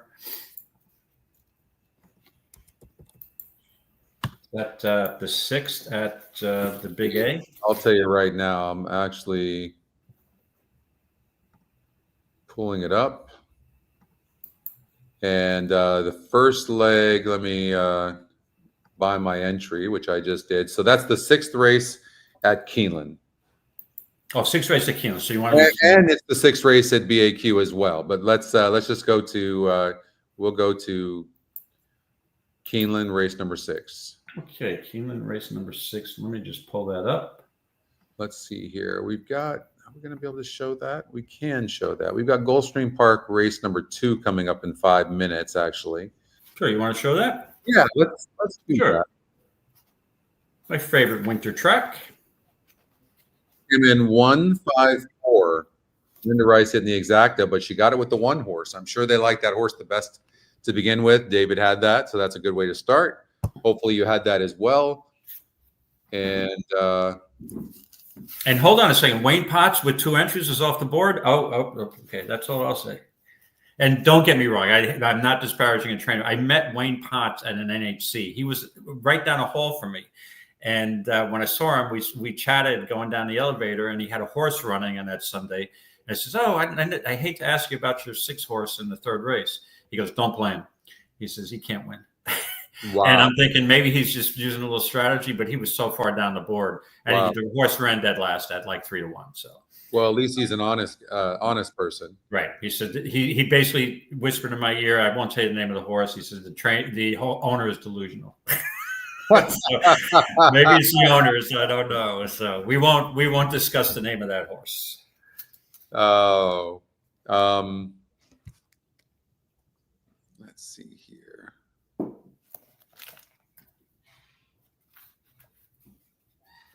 Okay, so I didn't feel like the 8 or 9 had a shot. What are your thoughts on this race number 2 here. You probably haven't looked at it, but we can handicap it together. Yeah, I haven't looked at it in all honesty, Scotty. So let me just pull it up. So the EE morning line it's pretty wide open, 7-2 on Adzala, who the race simulator has losing by about a length, and 18%. It is the top EquinEdge pick, but it was the favorite last time out. It got claimed by Dan Hertak, who's 22% with first time out claims. There is a note on it from Justin, has shown ability to stalk and just sit out the pace. She's dangerous in this spot. That's what Justin thinks. Stretching out. This race is off the turf. And this horse went 1:70 against a tougher group, but everything moves up. The horse didn't run bad, actually. I would imagine this horse could run good today. Yeah, this is another synthetic off the turf. I know it's been raining down there a lot. Yeah, I guess if I was going to make a wager here, I had some interest in a 10, Kate, this mate. Yeah. You're dropping down from the from a maiden special to a 35, the SOR 52 to a 48. I don't mind the outside post at on the Tapeta at Gulfstream. So it would be more of a speed handicapping. You got to make a play here. I guess I would land on the 10, Kate the Smate for Bobby DeBona, who's actually off to a pretty strong early meet, 33%, 2 for 6. All right, let me see here. And Mr. Vasquez was hitting that 22%. Okay. Come on, Poppy. The new GSR is so much better on synthetic than the current one. For me, it seems like, the current algorithm for the win percentages doesn't like it says a lot of horses aren't going to run good on synthetic. So for me, when I see this arrow, I don't necessarily trust that. Mm-hmm. I'm looking forward to releasing the new GSR because it's so much more accurate on the synthetic and the turf for that matter. So I say that only because I don't want anybody to I wouldn't let the surge arrow on the synthetic. We've become the algorithms now are so much more sophisticated and they're so much better. And so over the next year, it's going to be really neat to see all the algorithms improve even more than what they already are. Mm-hmm. Well shaken. Here's a horse I love horses like this. It kind of just prod along. First time on synthetic. And these horses like this often improve. And it is facing a little bit tougher, but the win percentage goes up, which tells me that the race is kind of wide open as well. And you can see that with the race simulator too. But I think, trying to find a price is more important in a race like this. I will say this, the jockey trainer combination of DeBona and Vasquez is 38%. To put that in perspective, Miguel is only a 12% jockey. I think he's underrated. I actually think Miguel's very good, but you can see when these two hook up, they're very, very good. It's also the EquinEdge long shot. And on the 2 horse, the jockey trainer combination, 0%. So, that might be something to consider. And Hot Cocoa, here's one dropping from maiden special weight. It did race in a claim or 2 back, going 5.5, but maybe this horse can improve. It is the EquinEdge second pick. I like the 10 horse, maybe over the 5 horse. All right, we're on the same horse on 3 occasions here, Scotty. That's that could be dangerous. I wish I'd have bet that 1 because I liked the 1, but I was worried about the breaking of the 1, and I was worried about the rail. It's the only reason I didn't play that 1. You got 3-1 odds on that. No wonder. Why didn't you speak up to us and tell us, hey, this horse is 3-1, guys. You should bet it. Oh, myself? You mean the Aqueduct race? Yeah. Scotty, I don't want to point out I don't want to point out an overlay to you less than a minute remaining to post because my overlay becomes an underlay after you place your large wager on it. So, come on. Hey, there's 2 things. There's friends and there's a wagering aspect. Yeah. I wouldn't give Matt Miller a double that I was playing that I thought was an overlay. Fair enough. We haven't had Matt on in a while. We got to have Matt on. Yeah. The horses are approaching the gate. The race simulator has the 10 horse winning as well.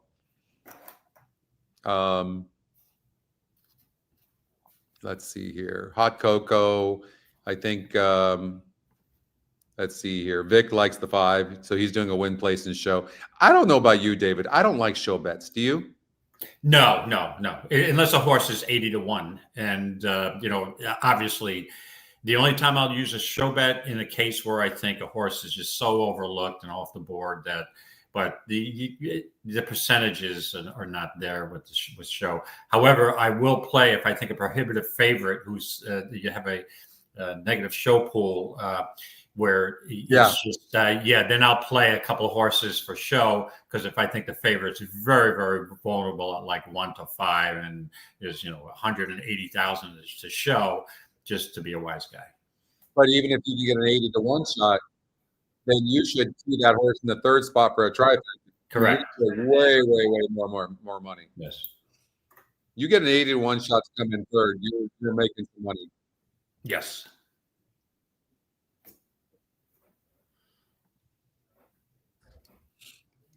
All right, they're going in the gate. Hey, how about the hunch play exactly? The 5 Hot Cocoa, the Munchkin. 5-8. Hate to Smate and Flower Bomb. I'll be right back. Hot Cocoa goes very well with a Munchkin. Kate the Smate. And the early pick 4. They're at the post. And they're off. Excellent start for Munchkin, and she'll try to clear some inside traffic already. Tightening up for Racing Room was Hot Cocoa. That caused a chain reaction where Come On Poppy and Adsilla had to tap on the brakes. Meanwhile, Reina Del Viento is up to challenge for control. Kate the Smate is way out wide toward the back of the field. Divine Blue is wide and not being persevered with. In fact, the 3 Divine Blue has been eased. So they complete the opening quarter, an eventful opening quarter it was. And Reina Del Viento was intent on getting to the top, and she's there now through a 23-3 opening quarter. Second is Munchkin. Kate the Smate on the outside. Third, far outside, that's Flower Bomb. At the rail, green colors. Adsilla begins to make some backstretch progress. 3 better than Come On Poppy, then Well Shaken and Hot Cocoa. They both have pace ahead of them as they race to the half-mile point. Mirage intent on making it a truly run race as Reina Del Viento carved a 48 1/2 mile and leads by 4 as they enter the turn. Adsilla has the rail secure. Kate the Smate 3 wide, Munchkin in the middle. 4 back to an improving Come On Poppy in the far outside run. At the rail, that's the gray Well Shaken, dropping back tamely Flower Bomb. And Hot Cocoa is last as they speed to the top of the stretch. They move by the 3/4 mark now. Reina Del Viento trying to braven up and find under pressure. 3/4, 1:12-2. Reina Del Viento leads by 2. Kate the Smate second, Adsilla third. At the rail, that's Well Shaken. Winding up on the outside, Come On Poppy. They straighten for the drive. Reina Del Viento, 1/8 of a mile from home, and still finding here. Mirage trying to get her to straighten up and finish off the job. Really Reina Del Viento clear with no dangers. It's Reina Del Viento and Rajiv Mirage to win it by 3 in the end, gate to wire. Adsilla was second. Up for third was Well Shaken. Then Come On Poppy. The drop down. Who's already stretched out. 7-1, good price. Yep. They're on the track, as you can see, for race number 2 at Keeneland. There's a look at the 7 horse. That's Frosted Warrior.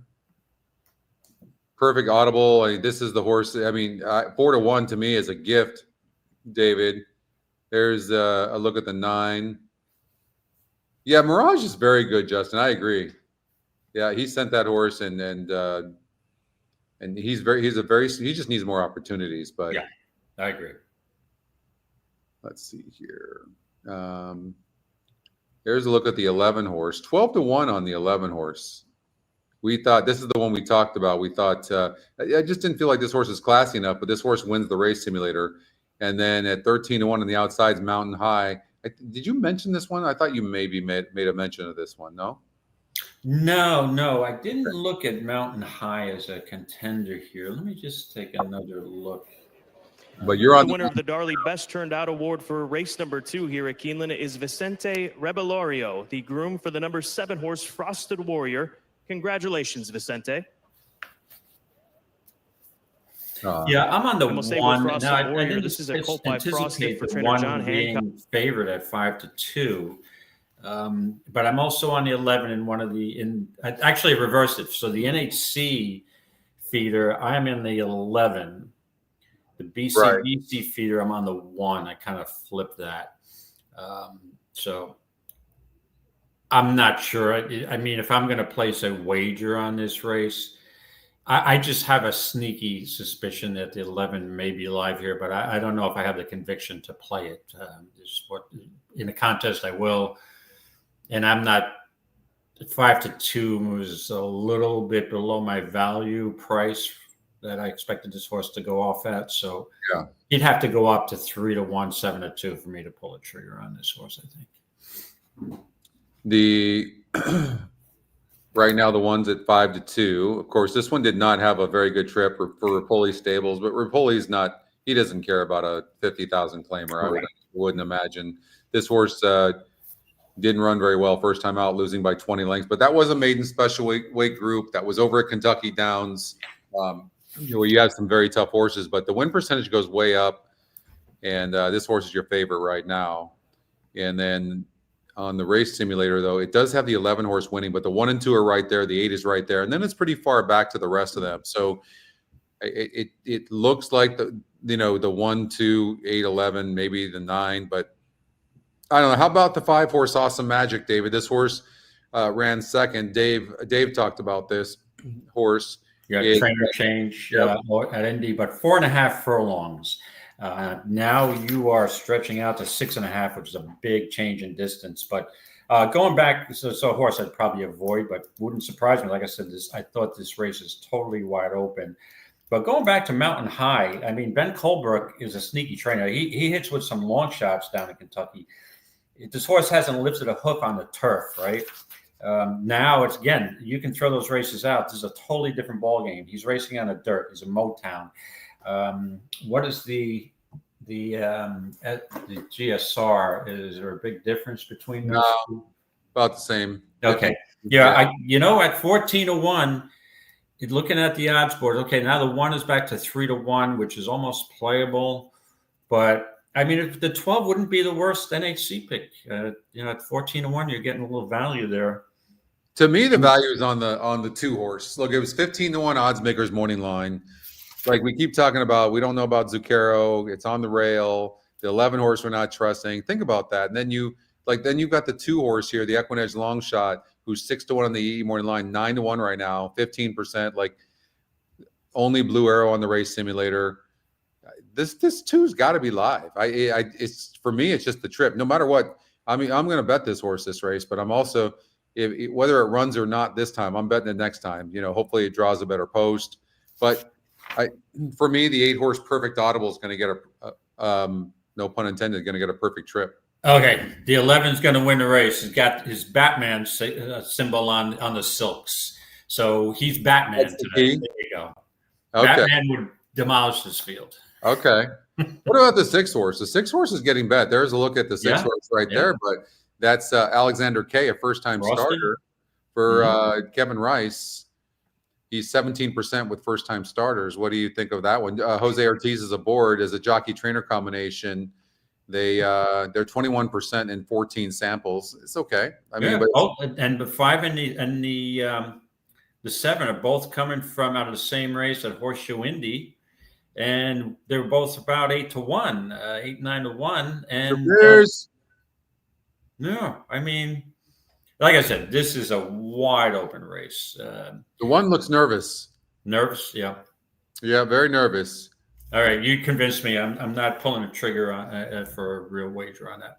Yeah, the 1's very, very nervous. So yeah, just leaving souvenirs on the track, and they were pretty runny souvenirs to be. Ooh, that's too much information. Hold on a second. I'm just going to have my lunch. I think I'll wait about another 20 minutes. And when we're talking about the EquinEdge picks, I mean, it's just the 8, 1, and 2. And if maybe the 1's on the rail, maybe it's, it seems to be very nervous, lost by 20 lengths last time out. I mean, take the fresh face. I have a feeling that the 6 horse is the 6 look very comfortable on the track, very calm. I know it's a low win percentage. We've got it at 9-1. And nothing on our side is pointing towards the 6. But I don't see anybody here that's run that really looks all that, except for the 8 horse. So maybe maybe take the newcomers like the 2 and the 6. I can say I'm going to play this race, and I'm going to do a 2-6-8 exacta box. That's what I'm doing. Okay, and the 6 picks up Jose Ortiz. Scotty, I'll be back in 2 minutes. Okay, got it. So, all right, 2-6-8 exacta box for me. Oh, perfect. And when you see a horse getting unexpected wagering and nothing else in the race looks that great, then 8 does look very good. This is my top pick right now. I think the horse is going to get a good trip, but the 2 horse first time starter, the EquinEdge long shot, is 10-1 right now, and then you've got the 6 horse. So why not? Look at those odds. You got the 8 horse at 4-1, the 6 horse at 6-1, and the 2 horse at 10-1. The 1 horse we saw earlier looks very nervous, draws the rail, lost by 20 lengths in its first start. Then the 9 horse is getting bet. I didn't think the 9. There's a look at the 9 right there, a little bit wet in the hind end. Fame Chaser for Wesley Ward. This horse looks more like a turf horse to me. And the other problem I think I have with the 9 is the 11's very fast, and I think the 11 could be putting pressure on the 9, who will be on the inside of the 11, and maybe even the 12 with a good break. So, I think that the 2 horse, the 6, and the 8, that's a nice exacta. Let's just see what that is. A 2-6 exacta is, wow, $106. A 2-8 exacta is $36. 6-8 is $39. So, yeah, I mean, let's see here. 8-6 is $36. 8-2 is $34. But look at that. Come in 2-6 is $110. That wouldn't be bad. But yeah, they're bet ready to take off. Let's go. Goes in. They're at the post. 9 acting up, rearing in the gate. They're off. 8 did not get a good State break. Conceal and Fame Chaser have speed. Mountain High to the far outside. Vino Subito kicks in from 4th. Zucchero is away running in the 5th position. Frosted Warrior comes out running in 6th. Awesome Magic 7th. Alexander K is 8th between horses. One of the Perfect reasons I Audible moves by to their outside because from of, 9th. The Cab on the Rocks is in 10th. broke And Free slow. Choice is last of the 11. Vino You could see Subito anything that happened has the lead here. by a length as The 8 they broke head slow, for the far the 9 turn. broke State in the air. Conceal second on the outside by a neck, and then Anything can happen Zucchero here. back to 6 the is inside last right third. now. It was 22.45 seconds, the time for the opening quarter. Mountain High swings up to the far outside from 4th into 3rd, just outside So of I don't State know, the 6 is Conceal, who's getting all just that outside of wagering, Vino but now that Subito, this is not who running hugs the the rail cover. with a narrow lead around the far That's when turn. his first time Zucchero started, the 2 is right is not- behind the leader, but 4th toward the inside. Now shifts a lane off the rail, goes wider still, quarter mile to go. Zucchero has to move out to the Just center an of the absolute racetrack. grab As bag. State Conceal Remember has I the was lead talking off the about far that 2 turn. horse. It's run Zucchero huge on the in this far race. outside. I don't think Mountain it's gonna High is win. fighting on between But that you should pair. watch that Vino horse next Subito time drops out. back, and here's And it does Zucchero look on the like, outside of State Conceal. These David's gonna two get mad at matching me. strides into the final furlong. Zucchero pokes That ahead in 11 is front. running really State good, Conceal to the too. inside is Here in comes the second. 12. Then We Mountain talked High, a about that late one. run from Perfect Audible from 4th. Here's State Conceal fighting Here back comes to the the 8. inside The of 8 is gonna Zucchero. get up. Perfect Yeah. Audible runs on from the far outside with Mountain High. Oh, man. Down to the wire. What a And tough it is beat. Perfect Audible You had the getting up 12? to the final stride for No, I had the James 11, Asmussen. who was, yeah. Along That the was rail a and just got crazy off the race, but that was, I believe that was our top pick, right? Yeah, Perfect Audible. That was my top pick as well. Look at that horse, 9-5 EE morning line. The horse goes off at 5-1, David. That's, 5-1. I Yeah, like didn't you said, stack the the box. one was The 2 horse, I had the 2, and I had the 6 horse did not run a lick. Absolutely not a lick. I'm following back that 2 horse though. Well, it was That quite a 2 horse tussle had out on the front end when they straightened trip. for home between the 1 horse Zucchero and Zucchero didn't run bad, but right here, this horse is supposed to win. The 12 horse ran good as well, and it looked like the 8 horse was done. But then they start, you can see noticeably they're shortening strides, and that helped the 8. It looks like the 8's closing, but it's not. Those other horses are stopping. right. And I'm going to watch that 2 horse next time out. But top EquinEdge pick, huge at 5-1. That's a really good way to start off the Keeneland meet so far in these couple of races. I would watch that too. watch next time out, but I would watch this horse.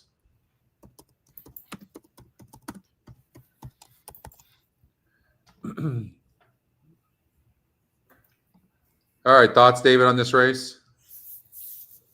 On which race? The race we just saw.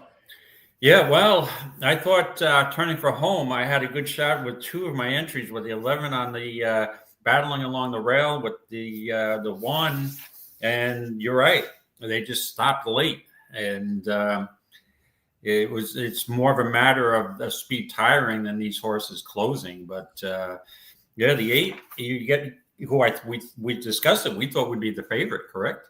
So and again. Yeah.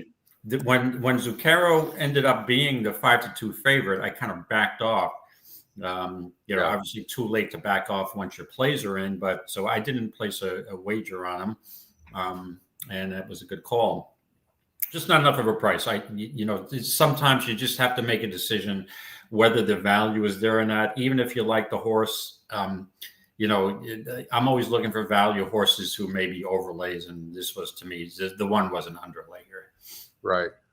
Okay. All right. We got the multiplayer. We got that. All right. We got BAQ starting in race number 2. Can you explain to everybody what BAQ is? Okay. Well, Belmont Racetrack is under renovation. They are building an entirely new plant that's going to be open in opening September of 2026 and Breeders' Cup in 2027. So while they're running the Belmont meet, they're running it at Aqueduct, which is about, I'd say 8 miles west. It's more of a city track in Queens, South Ozone Park. So they're running basically the normal Belmont meet at Aqueduct. So really it's Aqueduct. You can call it Belmont at Aqueduct. It's just the Belmont typical card is run at Aqueduct. Right. Okay. Here, I think we can show. I want to try to make this screen bigger so people can see it more, but I'm not sure how I do that. Let's see if this does it. Okay, there we go. That's not too tough. That's better. Do you guys like that view, by the way? Thank you, Bill. Do you guys like this view better? Like, we can always pull ourselves up like this, when we need to, but you guys can see this clear. Do you like, I would really love to know actually what you like better. Yeah, let's get a consensus here. Yeah, I would, because I was watching Alfredo and he does this a lot. And for me, it was better to watch. But they might want to see our faces though, Scotty, rather than the, yeah, for sure. Perfect Auto, by the way, paid $12.18 and $6.30 to win in place. So, that's $18.48. Nice. Yeah. So that's nice. But let's see here. Hopefully some of you can let us know which view you like. But all right. So we got BAQ2. David, we'll talk about that a little bit as well. And then that gives us some time to start getting back on the best view is the one you guys getting a boom. Yeah, that's true too. See, you can't get a straight answer from the OGs in this place. No, I guess they don't want to offend us. That they want. We both have faces for radio, so or whatever. But no, I'm only kidding, Scotty. But yeah. Maybe they'd rather just hear our commentary and see the bigger screen. Yeah, I don't know. Maybe. So we're both on the 12 horse here, private property. I kind of went on. I tailed you, but. Let's run this race simulator. Large view is nice. You can see the PPs better. Yeah, that's what I think. What Deb says, no. I don't know what no means. If David is wearing his Ranger stuff, we are better off with this view. Well, I can do worse for you, Tyler. Hold on a second. I know you're an Eagles fan. Well, I'm sure you're an Eagles fan. I've got my New York Giants hat. I've got my New York. Hold on a second. I've also got my Rangers. The Rangers hat is missing in action. It's in my vehicle. So you can do the Giants hat. You can do the Yankees. I should be wearing a Yankees hat in honor of their shutout win last night with Mr. Schlittler, or whatever the hell his name is. pitching a gem with 12 strikeouts, no walks.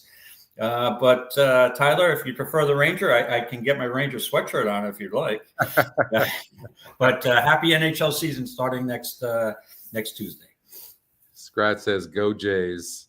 All right, let's do it. Let's we'll play the sound. Of course, we can't show the race at BAQ, so I'll give you my best race call. The 3 horse. You can't play the sound, correct? We can play the sound. Okay. The unlimited spending is the favorite. We knew that. This is a wide open race, but look at the betting.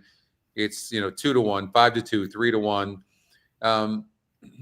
I went with the 12 with you, Private Property, who's 3-1, because I really like the drop in class. And until a horse proves that they can't handle the drop in, they don't do anything or improve with a drop in class. Look, this horse didn't do bad if you consider losing by 7 lengths at the end, but breaking last. I'm encouraged by the race 2 back as well. It looks like this horse can break well. And so we'll see what happens here. But Dylan Davis is aboard for the first time and second off the layoff. That's a thing. This, by the way, if you think about this too, that wasn't a bad effort considering the horse had how long of a layoff is that? 15 months. Mm-hmm. Yeah, really extended layoff. And again, maybe this horse is not the same. And that's always the risk you take when you bet a horse second time of a layoff that didn't really lift the hook. But this is a rather weak field with some spotty horses in here. So, and again, you got that outside post. So there's some risk to it. But at that price, what are we getting now? 3-1. I guess that's okay. Your favorite is the 3 horse. I actually, I think the 12 is great value until this horse proves that he's at this level, he can't handle this level. I mean, this horse is dropping big in class. Correct. Yep. And again, Rapoli and Pletcher, do they really want any part of a $50,000 claimer? And the horse has got no speed. It really needs to get that pace, and it got a rather inside post, so may have a trip problem, if it runs into any traffic with that closing move.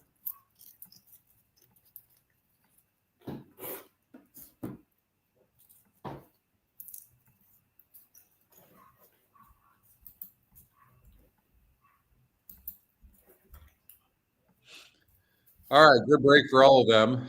Looks like the one's going for the lead. The jockey gets the lead, and then he grabs the horse. I just don't understand it, right? If you're going to go.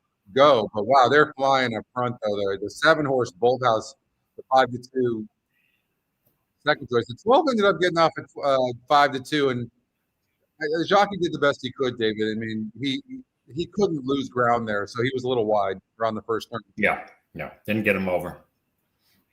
Actually, got off a little bit slow start too. And the 10 horse 99 to 1 shot is pushing the 7 horse Bolthouse a little bit, and but Private Property, the 12 horse, the Irish spread, looking good. But the 4 horse Big Long Shot was well back early and rushed up, kind of pressing on the outside right now. And the 3 horses in last right now does not look comfortable, David. It's going to have a wall of horses it's going to have to pass if it wants to win. That's its style. Yeah, that was the risk. Yeah. Here comes the 12 Private Property making a move. 5 horse has no room to go. The 12 is making first run right now. So let's see, the 7's though. The 7 is not stopping.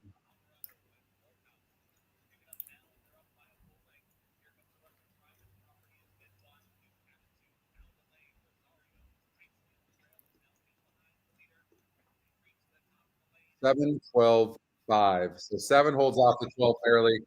David, 12 didn't do bad, but the 7 had an easy lead early. Right. They let the 7 off easy, easy fractions. And we could watch that maybe speed is going to be good, but the 12 did not lose by a lot. And I think I had race originally at 7-9 until the 12 drew in. So there's a very logical result here. We talked about the 3-horse too. Like, first of all, there wasn't a ton of horses in this race, but I think you had 9 horses or something. And when you're going to be in last early, and how far is the rail? The rail is at 9 feet. It's not a lot, but there's turning for home, you're most likely going to have to be wide. And then in a competitive race like this, you see this, you look for a front runner. And I think the race simulator had the set. Yeah, the race simulator did have the 7 getting the lead early, and the one could have taken that as well. The one actually got the lead early and then gave it up. I don't like that move. Rosario did that. Rosario's a hit and miss. For me, like, you don't know what he's gonna do. Like he's on a favorite, and then he does just something crazy, and then he does something great. Like I cannot. He's too inconsistent for me. Well, in his favor, at Saratoga, he had a good meet, in my opinion. He was on some nice priced horses, and I thought he rode the turf courses especially well. Yeah, he's a streaky rider, Scotty. Yeah, like a lot of them are. And I think maybe when his confidence is up, he's making those moves. He's got the reputation as having a clock in his head with the closing move, and he's a really strong closing rider on the turf. But I've seen him have some dubious rides in the past. So. Yeah, I mean, but he's a Hall of Famer, obviously. But towards the end of his career, I don't know. All right, so that was race number 2. You did get some points, David. I didn't play the feeder, but you did get some points. I was a second place finish. Yep. Let's get to the qualifier now. So we got to get back to Keeneland, race number 6. Okay, race number 6 at Keeneland. Let me just look at the scratches because I didn't pick those up before. So if you want to run the race simulator, Keeneland, we've got fillies and mares 3 and up, going 8 furlongs on the turf. By the way, look at this. Look at this. How's this look for you? The Sunset 6. Look at that. Pretty amazing. Nice. Right. Yeah.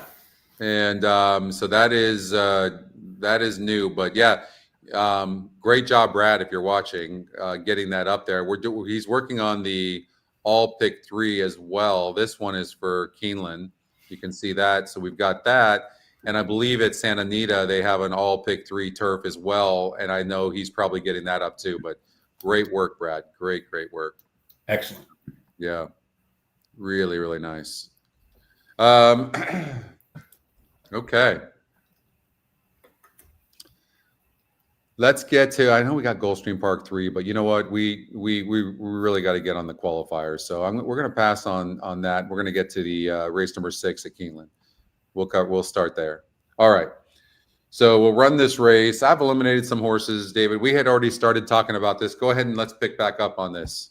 Sure. So we're going 8 furlongs on the turf course, fillies and mares 3 and up. And the horse that I was going to look at first here is the top Scotty pick in the Stars.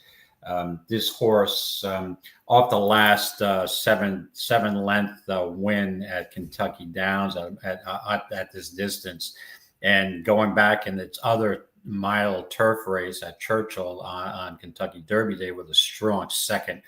Looks tough here, but again, you're taking a horse, a filly who's just broken her maiden, had the inside post that day, got a contentious pace, but was the favorite.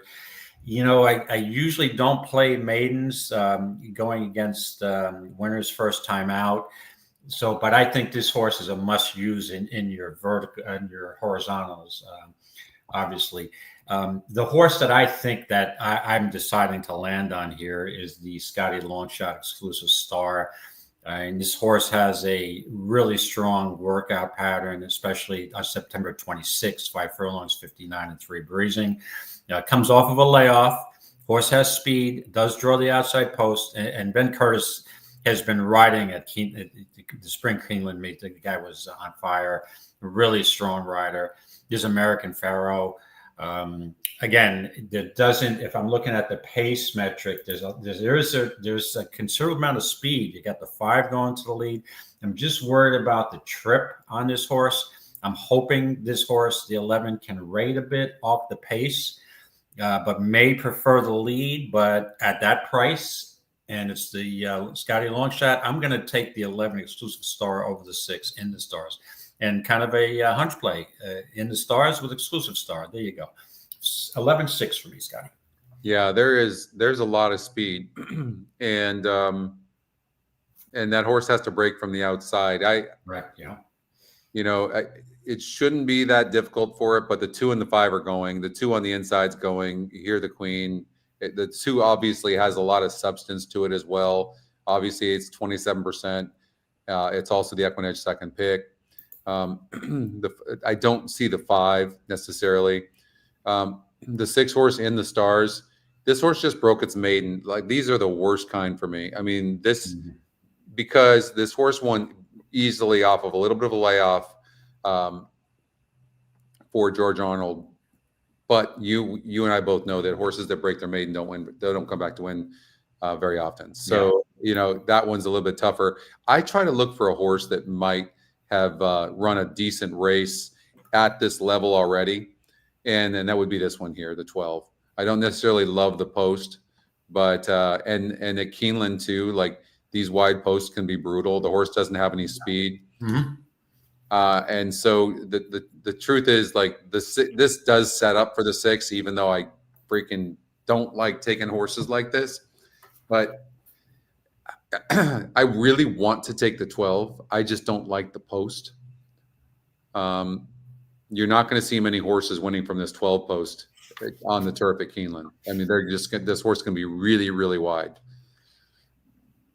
Yeah, going to be wide, the 12 horse, Scotty. And the concern that I have is horse, she's 1 for 12 lifetime. And majority of her career, she's been, even though she's got a decent effort at fairgrounds at 8 furlongs. When the majority of a horse's races are at 5.5 and 6, it leads me to believe that they have more confidence. Mike Maker's barn has more confidence in sort of sprinting. Yeah. So it's probably a little tough for me to make a case for the 12. And look, Irad won on this horse by 7 lengths last time out. There's no way they took Irad off of here, and he decides to go on the 2 horse. Right, for Brad Cox but he again, didn't even ride the 2 horse last time out. Like, so, like, you win on a horse by 7 lengths and you choose a different horse, like, but does this race play out for him? Like, is he going to send this horse from the inside? Is he going to sit? I mean, Irad, in my mind, is the best jockey in the country, but I don't know. Like, or maybe this does set up. Maybe there is going to be a lot of speed in here, and the 12, and if they're stopping, maybe the 12 can get there. Yeah, that post is real concerning, the 12. But yeah, the interesting thing is, Scotty, here the 2 horse, here the Queen. I mean, it looks like maybe she's better on the synthetics, because even though obviously the Keeneland spot was tougher in that last race in April 11th. But didn't really show the same amount of speed. It looks like they got a contested pace that day. But yeah, I mean, with the EE morning line at 2-1, it's a playable horse. But again, I think my strategy here was to in this race was look for a little value, and yeah, that's why I went to the 11. Yeah, I'm concerned that the 11 gets it's a wide post, gets burnt out in the speed duel, but hoping it can stalk, and I'm hoping the speed is good on the turf course today. It's a little tough opening day of any meet because you can't form any opinions on any possible biases. And I know they haven't had a lot of rain there lately, so maybe I'm hoping speed is good on that turf course today. So Irad gets off of the 12 horse after losing by a nose, but the jockey trainer combination with the 12 horse with Maker and Pratt is 31%. So I mean, you know what I mean? And then what about the 10 horse? If they do fly, Why couldn't the 10 horse win this race? I mean, when you run the race simulator, he's only losing by 2 1/4 lengths. Why couldn't that one do it? Yep, and again, now off the layoff, it's not that long of a layoff, only from July. And if you look back at the Churchill Downs race on May 17th, was up there pressing. She was up there pressing the pace and tired late, and maybe she wants some. She was really closing at Monmouth, just missed by less than 2 lengths after a bump start. So maybe she will move up with that cutback from the Churchill Downs in Keeneland last year, going 8.5 and also 9 furlongs at Churchill. And even though she's actually won on the main track at Keeneland, going and 8.5 furlongs, so at 10-1. And like I said, Vicky Oliver is a dangerous trainer at Keeneland, so watch out for her moving forward in this meet with prices. Jockey trainer combination on the 6 horse is 25%, and in the stars is the top EquinEdge pick. You know, who knows? Maybe Irad decided to stick with the, go on the 2 horse for Brad Cox for this meet. Maybe it was strategic. I don't know. Modern Sound, the 12 horse, same thing, 31% jockey trainer combination. So they must feel like they have chances. Obviously, Irad doesn't have any idea about the pace situation before he chooses his mount, and a lot of pace showed up here. Mm-hmm. So,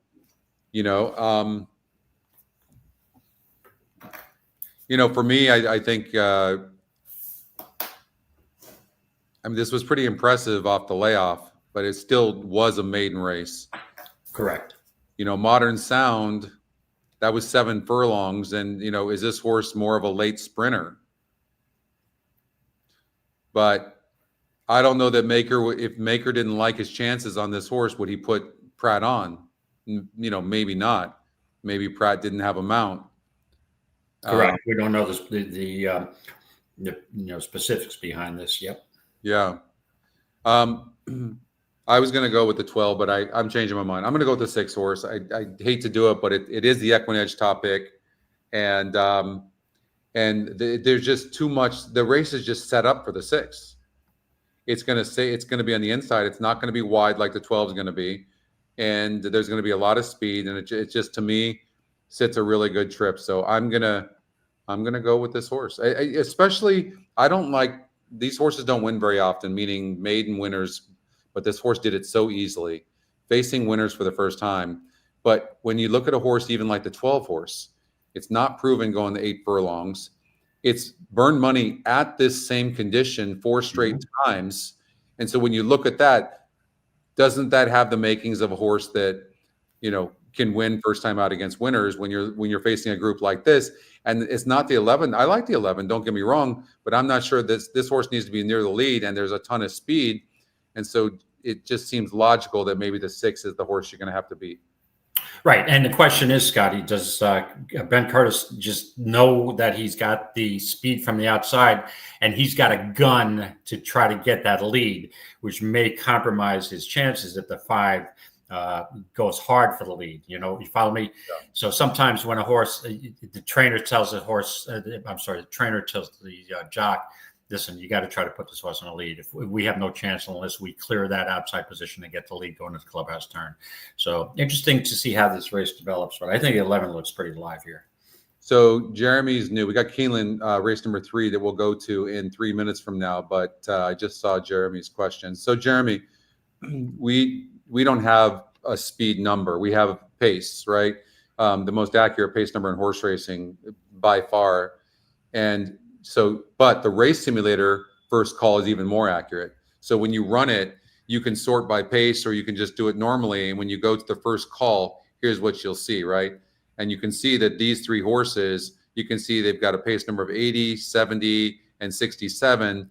And the race simulator has it it agrees. And you can see that it's like, look at the speed. And then when you look at their horse's style, you can see, needs to be near the lead. Here, the Queen, same thing. Like, you can see these are speed horses, so you would judge that. And so logically, you would kind of think, okay, I'm going to choose a horse that's going to close. 12 horse. I know, Ryan, you like the 12 a little bit. I do too, but the 6 horse is already proven. Look, the 6 won at a mile last time out. at Kentucky Downs. Competition is very tough. It did just break its maiden. I probably would take the 12 if it wasn't for that post. I think the 6 horse is the horse to beat. But that's how you would see the horses that have speed or not. You can just sort the pace, or you can run the race simulator, and you can also see the horses that are closers by that. So you can see that the 6 is going to close. So I think the race sets up for the 6, although it just broke its maiden. It did it easily. All right, David, you're on the 11 horse exclusive star, the EquinEdge long shot. I'm on the top pick in the stars, the 6 horse. Right. And again, those are the two. The 6 was, to me, a huge contender here, but breaking maiden facing winners first time after breaking its maiden. But again, the race does set up. So I think 6 is going to run well here, but I'm going to put the 11 on top. All right. So here in the 3rd race, we'll watch the race. Keeneland, this is race number 3. So far, we've done very good, David. We've the top 2 picks came in 1st and 2nd in the 1st race. And the 2nd race, the top pick won, and that horse paid $12.18. So good way to start the meet here in race number 3. We're both on the 5 horse trust account, whose is 2 to 1. Both horses that are 2 to 1 are both Brendan Walsh. Brendan Walsh. Yep. Yeah. We both went with the 5 though. Yeah, and again, I didn't expect Scotty. I thought maybe the 5 would sneak away at a little bit of a price off that 9-2 morning line, and 2 to 1 actually now is the favorite, slight favorite over the entry mate, a couple entry mates. So, but hey, a win, if it happens to win, a win's a win, right? I think the horse, again, you got to consider too, is a $1.5 million purchase out of Into Mischief, and had a total excuse in its debut start at Ellis Park. And as long as it gets out, she gets out to a clean start here, could be real good. We'll see. All right, so they're about to jump on the turf course. They're going 8.5 furlongs, maiden special weights. These are fillies, 2 years old, $110,000 purse. Trust account is your lukewarm. Moving into line race 3. And again, the 1 horse is the top pick. The 2 horse Ginger Ale, probably going to go to the lead early, I would think, David. This horse seems to have a lot of speed. And then the 1 horse will probably be sitting in 2nd place. We didn't really talk a lot about the 8 horse Menkari, the EquinEdge long shot. Velasquez is aboard. But Tyler does get off to 2 horses. Gets off the 1 horse, who's also a Brendan Walsh horse, and the 8 horse. And he got 2nd on that 8 horse last time out. And he goes with the 5 horse trust account. Live Your Dreams and Empress CC come forward. Be careful with the 14 gunning for the lead, too. Drew in, Riotous. Trust account. And I just want to give an honorable mention to the 12, Last Curtain Call, who I think could run well here for Vicky Oliver and close up that and hit Runway the board. Rebel, now just a Rebel. Really nice price. Tyler's going with the 4. Tyler's going with the 4. Sure, go first timer. Good luck. Well-bred Perlin filly. Yeah, very steady workouts. Looks like the horse has been working since June. So probably fit and ready to go. Sherry develops the last one with first-time starters. And, of course, Jose Ortiz and her are 24%. Goes in, they're at the post. So, all right, you can see how far wide out. This is why I don't like the 12 posts. I don't like those wide posts. 5's acting up in the gate, David. Yeah, I noticed that. And they're off. They're off to a good start. Ginger Ale, quick in the stride. Okay. And Ginger Ale bounds out of the gate, goes right to the lead, and quickly gets over next to the rail. Here comes Last Curtain Call, moving fast out in the center of the course. Has company in the form of Riotous, and then Atlantic Beach, who's away between horses, running in 4th. Turner's Charm is in tight down toward the rail in 5th. Mencore alongside that one is in 6th position. Runway Rebel a wide 7th. Empress CC is now 8th. Trust account had an awkward move heading to the first turn. Now settles down against the rail into the 9th position. Just the Rebel 10th. Live Your Dreams is racing Finishing in 11th spot, Scordalia last of the 12. Onto the backstretch they go. 22.87 seconds the time for the opening quarter. Last curtain call leads.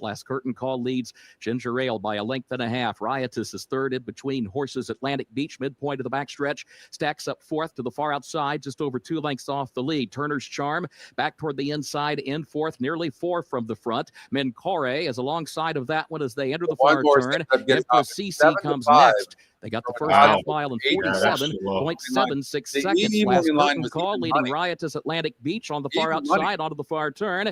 And then comes Ginger Ale back toward the inside in fourth. And Turner's Charm is looking for some running room. Mencore is there on her outside. Turner's Charm is between horses in fifth, 5 lengths off the lead. Quarter mile to go. Last curtain call to catch. Leads it by 2. Ginger Ale to the inside. Atlantic Beach to the outside. Turner's Charm has clear running now. Still 4 lengths from the lead, though. Final furlong. Last curtain call. Turner's Charm is second. There's 2 lengths between them, a length between them. Turner's Charm takes aim at last curtain call, who still has the lead. Turner's Charm is right alongside, and then a late charge from Trust Account to third. It is Turner's Charm getting the lead in deep stretch. Turner's Charm to win it.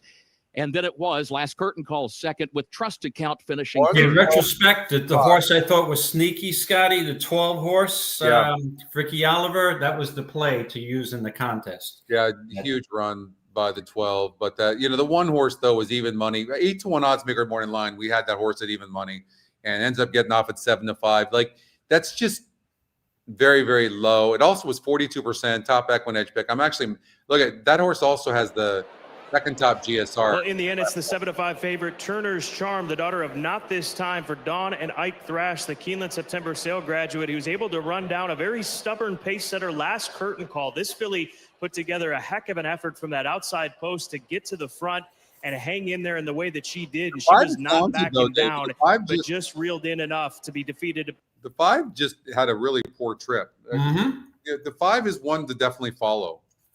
But probably the connections knew, like the 5 can run, maybe even more talented than the 1. That's possible. But for today, the 1 was probably more prepared for the race. Agreed. Got a better trip. The 5 was a little further back. It was in traffic, and but probably has a future. And especially after that debut race where the horse just had a total excuse at the start. Yeah, I'm gonna actually follow this horse. Trust Account, Keeneland race number 3. I'm gonna watch that horse back. I like taking those opportunities especially I try to find when I put horses in my stable. What I look for is horses I can key next time out, like those horses, right? And anything, it doesn't matter if they go off at 7-5, 8-5, horses that I can key. Exactly. Laurel Park race number 5 is coming up in a minute. We're not going to go there because we still have to. We do have race number 3 coming up at Belmont, so we will go there because that's part of the feeder. So we'll go there in 6 minutes. But maybe we can get through a qualifying race. What do you think? Yeah, let's give it a shot. Okay, let's try to finish this race number 6. Who are you end up going with on this one? You are 11, and I'm going with the 6. Okay. 11, exclusive star, correct? Yes, that's right. Okay, so we did get through one. Thank goodness. Hold on. Okay, so then race number 7 at Keeneland. Why don't we do that? Let's get through that, and then we'll go and watch the BAQ race. All right, race 7 at Keeneland. Okay, so race 7 at Keeneland, we have the Phoenix Stakes, which is a 6 furlong sprint for 3 and up. And we've got a couple of horses here that I know pretty well. It's like a Skelly world record in Nakatomi, and honorable mention to the 2, what you're talking about. Skelly seems to be maybe better, in my opinion, at Oaklawn. Comes off second race off a layoff, showed speed in the last time out and before tiring. Nakatomi was in the grade 2 Vanderbilt and was really not a factor, but was in a True North before then and on a sloppy track, and that's probably had a viable excuse there as a favorite with off to a bad start. Yeah. But I'm not sure of that last race. Now, granted, Bookham Dano is a monster these days. So finishing third to Bookham Dano is not an embarrassment at all. But I'm not sure this is the same horse, even though the record at Keeneland is excellent. 3 for 6 with 2 second place finishes. And in considering that Skelly may have a pace advantage here, but then we've got World Record, who opted to go to Del Mar instead of shipping this year up to Saratoga. And that might have been a strategic move because this is strictly probably just to get him ready for the Breeders' Cup Sprint, right? At Del Mar. For sure. And now ships back to Keeneland. And the one thing you got to worry about is on World Record, who I do like here, but this is strictly a prep race for that Birds. This horse hasn't raced since July, but I just don't think a $400,000 race is a prep race. I really don't. I mean, obviously they want to get a race in before the Breeders' Cup, but I mean, this horse, in the Bing Crosby, I mean, they probably gave this horse a little bit of a break, but this is the horse. This horse was in between horses last time out. Correct. And that was a pretty tough crew here. Nakatomi probably is not the same horse. Skelly has stopped in grade 3 races. Last time out, supposed to win 37%, 43%, and lost those races. Right. I know it's going to have the lead, but World Record is going to be sitting right outside the 3 horse. For me, this is an easy call. I'm going with World Record. Yeah. Scotty, don't get me wrong. Even though I think this may be obviously, the Breeders' Cup Sprint is this horse's ultimate goal, right? Maybe now they've backtracked with that, less than average effort, running a third against even though that was grade 1, that didn't look to me to be, stronger. He's going to face a much, much stronger field in the turf sprint. I'm sorry, the dirt sprint at Del Mar. Yeah. So don't get me wrong. I do like this horse, but you do have to watch with the shipping to Del Mar coming back. But has won a race. If you look at the 4 horse too, David, this horse broke 7th. It didn't break good. It didn't have it. And then it was in between horses. You got to throw that out. This horse just did not get a good trip. Just didn't. And I mean, this is a very, very nice horse. It's going to be sitting off of Skelly, who I think is good, but I don't think Skelly's great. Skelly won a non-graded stakes race, did it easy against 4 other horses. I think Skelly might be a little bit overrated. Right. And I think Skelly, in my opinion, Skelly may be just an Oaklawn freak too. So with all that being said, and my skepticism about World Record, he's my top pick. I'm on World Record. Okay. Don't throw those negatives out there. Only positives. Okay. My wife says I'm Mr. Negative. Yeah. No, I'm Mr. Realistic. I don't like this horse that much with all the things about it, but I'm going to choose it. Come on now. Because I have knocks on everybody else in the field. So Time to Win is, and again, we can't show you the race, but we'll put the volume up on it. This horse just stopped last time out for Chad Brown, but and it got second. It was a big favorite, and now it's the big favorite again, 3-5 right now, not surprisingly. But Chad Brown is 25% with second-time starters and only 16% with first-time. I say only. But 16%. So he does improve second time out. I don't like how this horse just stopped. Plus, we knew this horse was going to be the big favorite, so there was no value there. If you eliminate him from the race simulator, you can see it's a wide open race. So, good morning, Mike, by the way. But you're going with the 6 horse Copious, who has a good win percentage, second time starter for Belmont, who does good with second time out horses as well. So, I'm going with the 8 horse Apalta, who I think is going to be sitting right off of the 4 and should improve off of that turf race. Should have much more stamina, showed some speed. I like this the 8 horse. I don't know how good he is, but why not? It seems like a good one to try to beat the 4 horse with. Correct, and I'm on the 6. I just think, based on that sloppy track, may not have cared for that sloppy track, and also had an excuse at the start. But I just want to also say good morning, Mike Soletta, or actually good afternoon, Mike Soletta. Just a quick question. We've got hockey season coming up. I'm heading, I don't know if you're going to be there, but next Thursday evening, I'm heading to Buffalo for the Rangers Sabres game. So let me know if you're going to be in town, if you're going to possibly be at the game.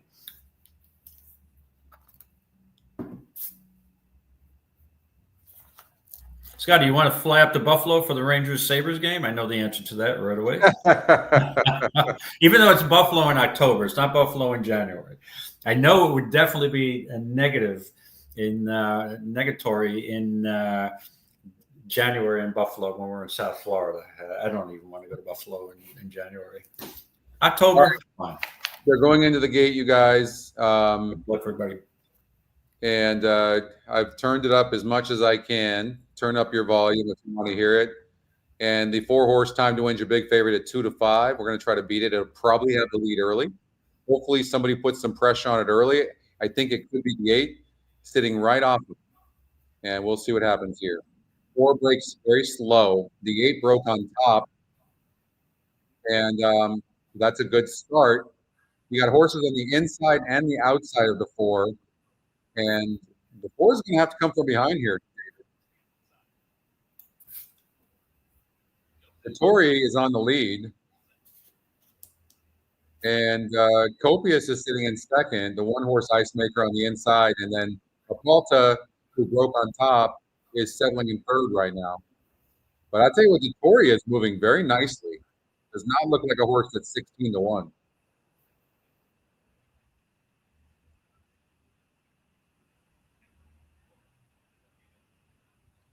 I tell you what, the favorite, the 4-horse, is going to have to really move. Apalta is not really running. The 5 is running better than the 4-horse right now. I tell you what, your 6-horse Copius at 61 is moving very nicely. Roger at 23-1, making a nice move about 5 lengths back, but he is moving. Favorite is very green on the inside, about 7 lengths back, and Vittori on the lead by about a length over Copius and pulling away. Nice stride, but Copius is not giving up. Really trying. The favorite's making a move. Going to be too late though. Maybe for second, maybe, but most likely for third.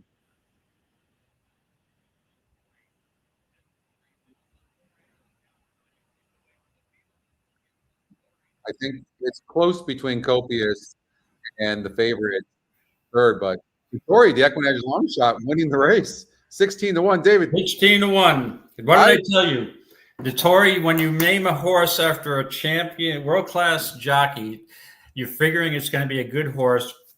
What led me off of him is Baffert no longer having him and coming to the realization that this horse is not that good. But, I mean, got the job done, wire to wire. Can I tell you what I think it is? First of all, the horse has been off a layoff since March, no doubt. And this is a possibility here. That horse ran so nice off that layoff, but it got the lead. And sometimes horses relax more on the lead. Right. And that's possibly what happened. But that's where the EquinEdge long shot is just so important because it finds horses like this. I just don't know how it does it. But 16-1, it looks like Time to Win did get second over your 6-horse Copius. That's a close one. Yep. Yeah. Yeah. Boom. There you go. That blows up the feeder with a nice 16-1 shot. Talk about value. Hopefully somebody in the chat had that horse. All right. The 4 did get second. So your order of finish, 16-1 Vittori, the EquinEdge long shot wins. And Time to Win, the favorite, got up, was very green at 2-5 for second. And Copius, David's pick, at 6-1 gets third. And if you played the superfecta, Salvation, the 7-horse under Jose Lascano at 18-1 got fourth. Okay. Let's get out there. What are we on? So let's get back to Keeneland race number 7 and get back to the qualifier. Okay, let me pull up race number 7 at Keeneland. $400,000 Keenan Ogden Phoenix Stakes, Grade 2. We both like world record, the 4-horse. Correct. So we're good there. Okay. Yeah, we can move on. And 30%, we have an EE win percentage of 30%. Yeah, I like this horse. Yeah. Okay, so let's go to Keeneland, race number 8 then. Keeneland, race number 8. So we have a grade 2. This is Jessamine Stakes for 2-year-old fillies going 8.5 on a turf. And interesting wide open race. And we've got the interesting thing here is that the morning line horse, 2-to-1 morning line and top win percentage horse, right? Time to Dream. Outside post, mile and 16th, even though we saw 2 horses in the previous race with outside post who ran very well, is 30% win, but not in the top 3 picks, it was very interesting. Yeah. Yeah, you don't see that very often. You got the 1, 2, and 3. You can see like it's a wide open race, but and the race simulator is very important to my handicapping. But that being said, it's not the only thing. I'm looking at the other metrics as well, and you know, it looks like maybe the 2 horse is more of a sprinter from what I can see. So I'd probably lean against that. You can see that usually when you see these surge arrows going down, that means the horse is going down 10 points or more in GSR. So it looks like this horse really, if you look at the GSR plus grid, this horse wants longer. That's like correct. I would agree with you there. Yep. Yeah. Absolutely. And then Lit Ship, the 1 horse, went gate to wire against the maiden field. There is a note on here from Jake. This is a serious filly that is not getting the respect that she deserves.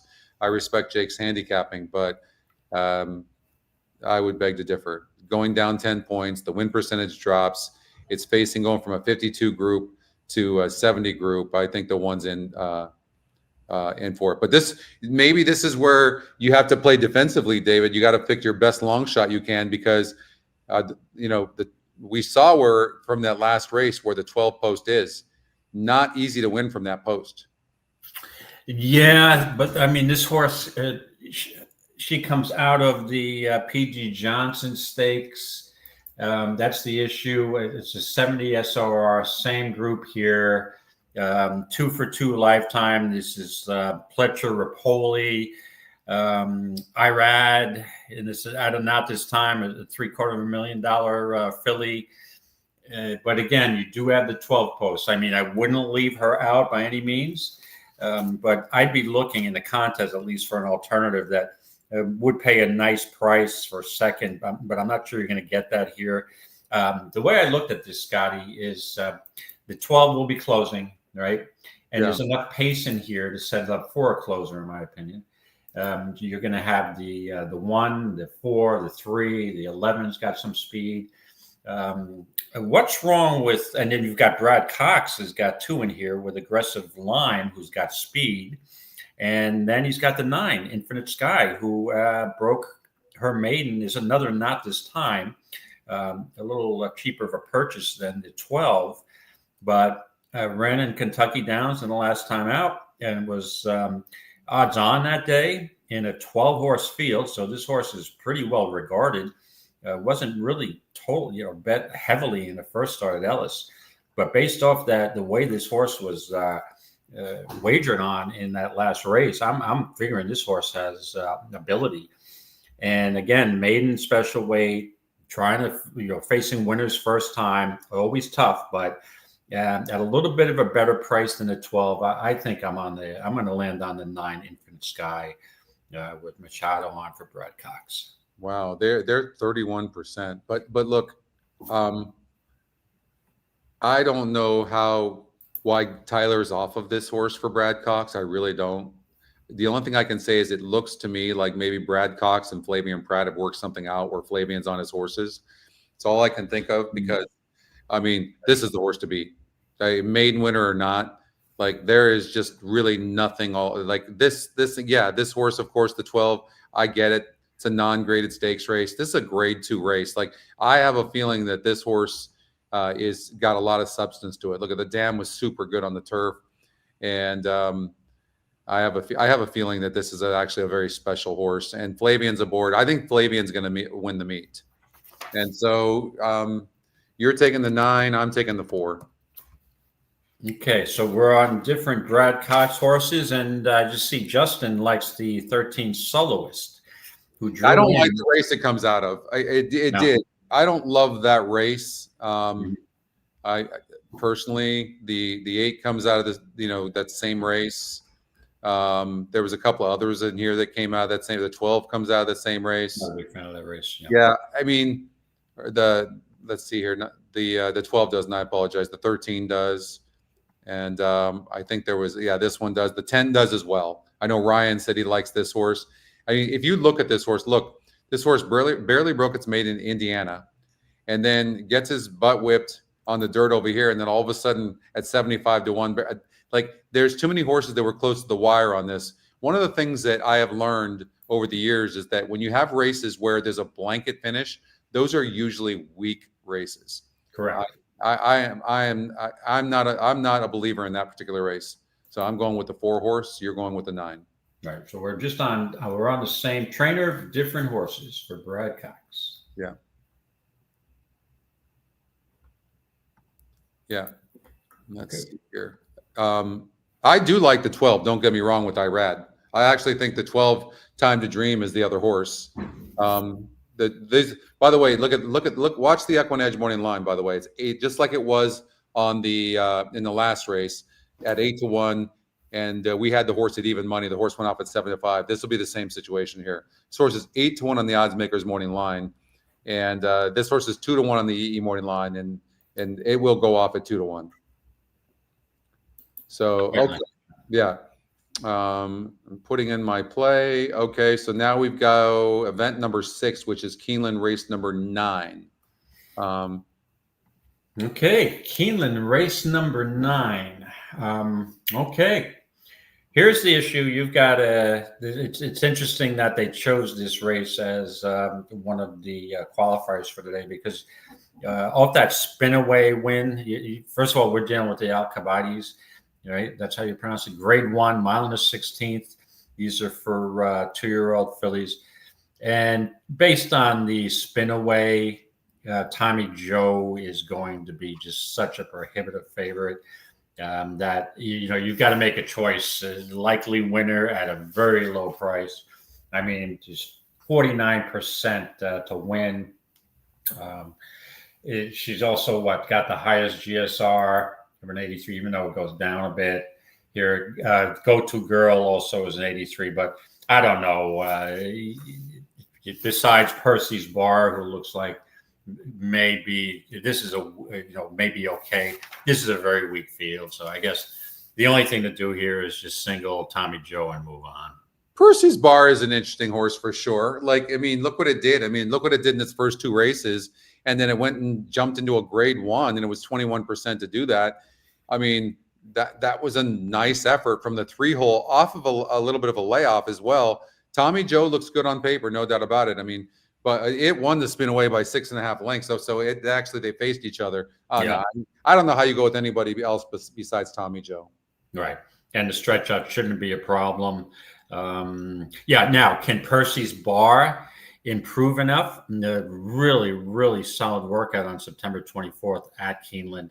This horse may have run the debutante. Won over the Keeneland race course, Percy's Bar. So this horse may be fine. It's just that he got dusted by Tommy Joe. Stretches out here, but I just can't. At this point, to me, Tommy Joe's a single, and in your horizontals, and then just move on. I agree. I think we could get one more race. Now, you know what? Never mind. We're through Keeneland, but let's go to race number 4, which is you've got the 1 and the 8 in there. Who's you can see the betting is kind of like I wouldn't say wide open. 8-5 on Donna Romano. That was a very impressive maiden win for Brad Cox. And then the 1 horse who you like, this one was second in the debutante from the rail. This horse keeps getting inside posts, so those aren't great. It is the top pick, but the 7's the second pick. The 7 Here's the thing. The 1 might get a better trip than the 7. And the reason I say that is when you look at the race simulator, the 9 is faster than the 7. And the 8 might be equally as fast. And the 6 might be equally as fast, which means the 7's in between horses early. And horses can find themselves very uncomfortable in that situation. Now, the 7 broke from the rail last time out against 10 other horses and just pulled away to win at Saratoga. You just don't do that. So super impressive horse, no doubt about it. But the 1's no joke. Oh, I agree. King Salver, for Rudy Bissett is going to be tough here. And what do we have? 2-1 currently. But the horse that I think, again, Vicky Oliver, we just saw run a solid second with the 12 horse in one of the previous races at 23-1. She's real good. Her horses seem to be live at Keeneland. They point for these Keeneland meets. So I am looking for the 8 to run a good race here. So I'm boxing a 1-8 here, and I have the 8 in one of the feeder. I guess the BC feeder. So yeah, it's 1-8 here for me, Scotty. All right, I'm going to leave it on the race here, and I'll be back. Okay, sounds good. Okay, so we're watching the 1 head to post. I'm just going to take another look at this in Scotty's absence for a minute. Let me pull up the EquinEdge screen again, because it was just on a prior race. Yeah, so King Salver looks logical here. The 28% win at 2-1. Not the greatest price. I was hoping to get a little more of a price on this horse, but coming out of 2 stakes races, the Schuylerville and then the debutante, did tire at 7. Won the Schuylerville at 6, so maybe prefers the 6 furlongs. Pratt gets aboard here today. But again, if you look at the Schuylerville, on July 4th, and that was a point, in my opinion, where Saratoga was more speed favoring early in the meet. And this horse was right on the engine from 2 posts, King Salver. And who was in that race besides my sweetheart? And His Insight was in that race. Hold on. I've been looking at, I apologize, Schuylerville. So no, I got it wrong. His Insight was in the Adirondack at grade 3 and ran a nice 4th, but may have been compromised due to her lack of speed that day. So besides the 1, I thought the 8, like I said, had a shot here. I like the cutback from turf to dirt, and that is not Vicky Oliver. The 8 is Mark Cassey, and Tyler picks up the mount. And I think this horse could be live at 18-1. And obviously, my sweetheart was favored in the Schuylerville, went toe-to-toe with King Salver, and was the prohibitive odds-on favorite that day, and tired late. So between the 2 of those, maybe we get a contentious pace with the 1 and the 5 when they set it up for a closer. And you might say, well, Donna Romano is probably the closer. But again, it is another horse, Donna Romano, who just broke her maiden. Horses have reached the starting gate for Keeneland's 4th race. The Cody's not easy to do. I know she got off to a bad start that day. But it is Brad Cox. But like I said, I think the legit closer in here is the 8, His Insight. To me, it's very dangerous to hit the board.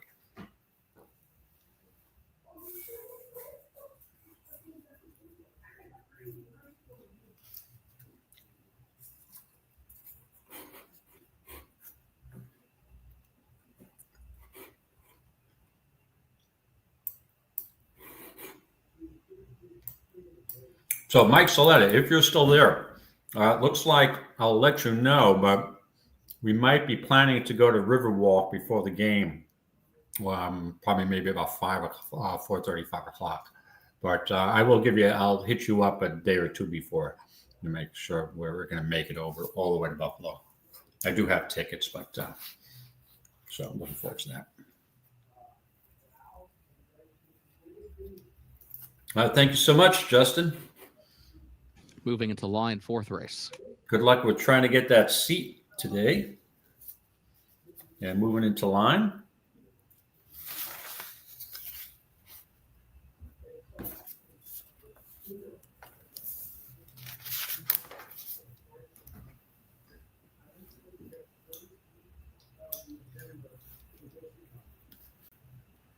Spa Prospector goes in along with Tis in Sight. My Sweetheart comes forward.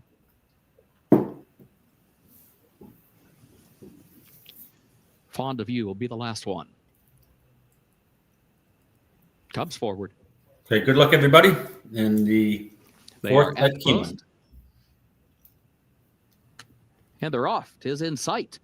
Tis in Sight comes right out for the early lead. Fond of You up to the far outside. Now King Solver kicks into the inside. Prowess is up close as well here in the opening strides. It is followed by Final Shipman, who's a lane off the rail, traveling along in the fifth position as they head to the turn. Donna Romano is going to be caught wide onto the far turn just outside of My Sweetheart, who's in between horses. Spa Prospector is last. Tis in Sight is the leader by 3/4 of a length. Fond of You second up on the outside, 22.22 seconds the time for the opening quarter. King Solver third against the rail, a half length. Donna Romano fourth on the outside and running 5 lengths off the lead around the turn. Prowess has lost ground to the inside in sixth. My Sweetheart is seventh. There's just over a 1/4 mile to go. Tis in Sight is the leader. Fond of You is second on the outside. King Solver is third toward the rail. Now switches off the rail from in between horses, but still has to catch Tis in Sight. 1/8 of a mile to go, and here comes King Solver up on the outside. It is Tis in Sight with a narrow lead to the inside. King Solver trying, but still second on the outside.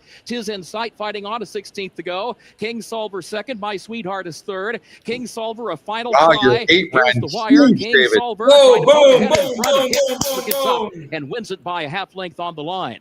Wow. Wow. What a call. 1-8 is your order of finish. It That would was have a, been nicer with an 8-1, Scotty. I know it I would had have. the exact. Wow. I had Wow. one place on the 8, but it'll do. It will do. That is just insane. What a call, David. I didn't expect, in all honesty, I didn't expect the 8 to gun to the lead, but I thought, yeah, oof, that was Look at 24 it. to 1. Here's a look at it. The 8's in the lead at 24 to 1, and the 8-5 favorite, the 1 on the outside. And we kind of talked about the 7 horse not getting a good trip. I didn't see the race early, but I'm guessing that that's why the race simulator for me is so important early. I want to see what's going to happen in the beginning. And I think the 7's much better than that. And but it did not run. And the 1 ends up getting up over the 8 horse. 1-8-5 is your order of finish. Yeah, Scotty, you didn't see the beginning, but the 8 gunned right to the lead. Tyler gunned him right to the lead, took a 2-length lead, and said, "Come and catch me," which I did not anticipate. So, and again, that was, I thought I really had. Obviously, you want the 24 to 1 shot on top, but that works. That certainly works for me. Thank you, Mike. Wow, great handicapping on that. That exact 1-8 is $48 for a buck. So that's very, very nice. In 8-1 would have been $85, David. Yeah. Oh yeah. Yeah. Oh, nice. Yeah. Plus, I had win place on the 8, so that would have been just padded my profit.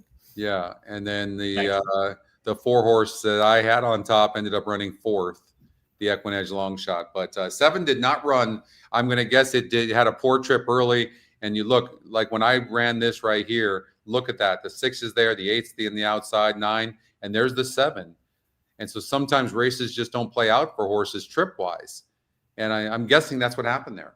And then if the 7 was to break slow in any way whatsoever, and then it's left with too much to do, and the 1 horse just had a perfect trip, and great job, Flavian Pratt. I think he's going to win the meet, but yeah, what a run that was. And Tyler got off of the 1 horse to ride the 8, or he was taken off one of the 2. I don't know. I don't know what that is, but Flavian ends up getting the win. And I'm very excited, David. Look, let's look. Let's do a recap here. Race number 1 came in 4-2. Those are the top 2 picks. Race number 2, the 8-horse won. That paid $12.18, the top pick. Top pick again in the 1, and then the top pick here. That bodes well for the entire meet, I can tell you right now. Okay, yeah, off to a good, strong start. Yeah. Yeah.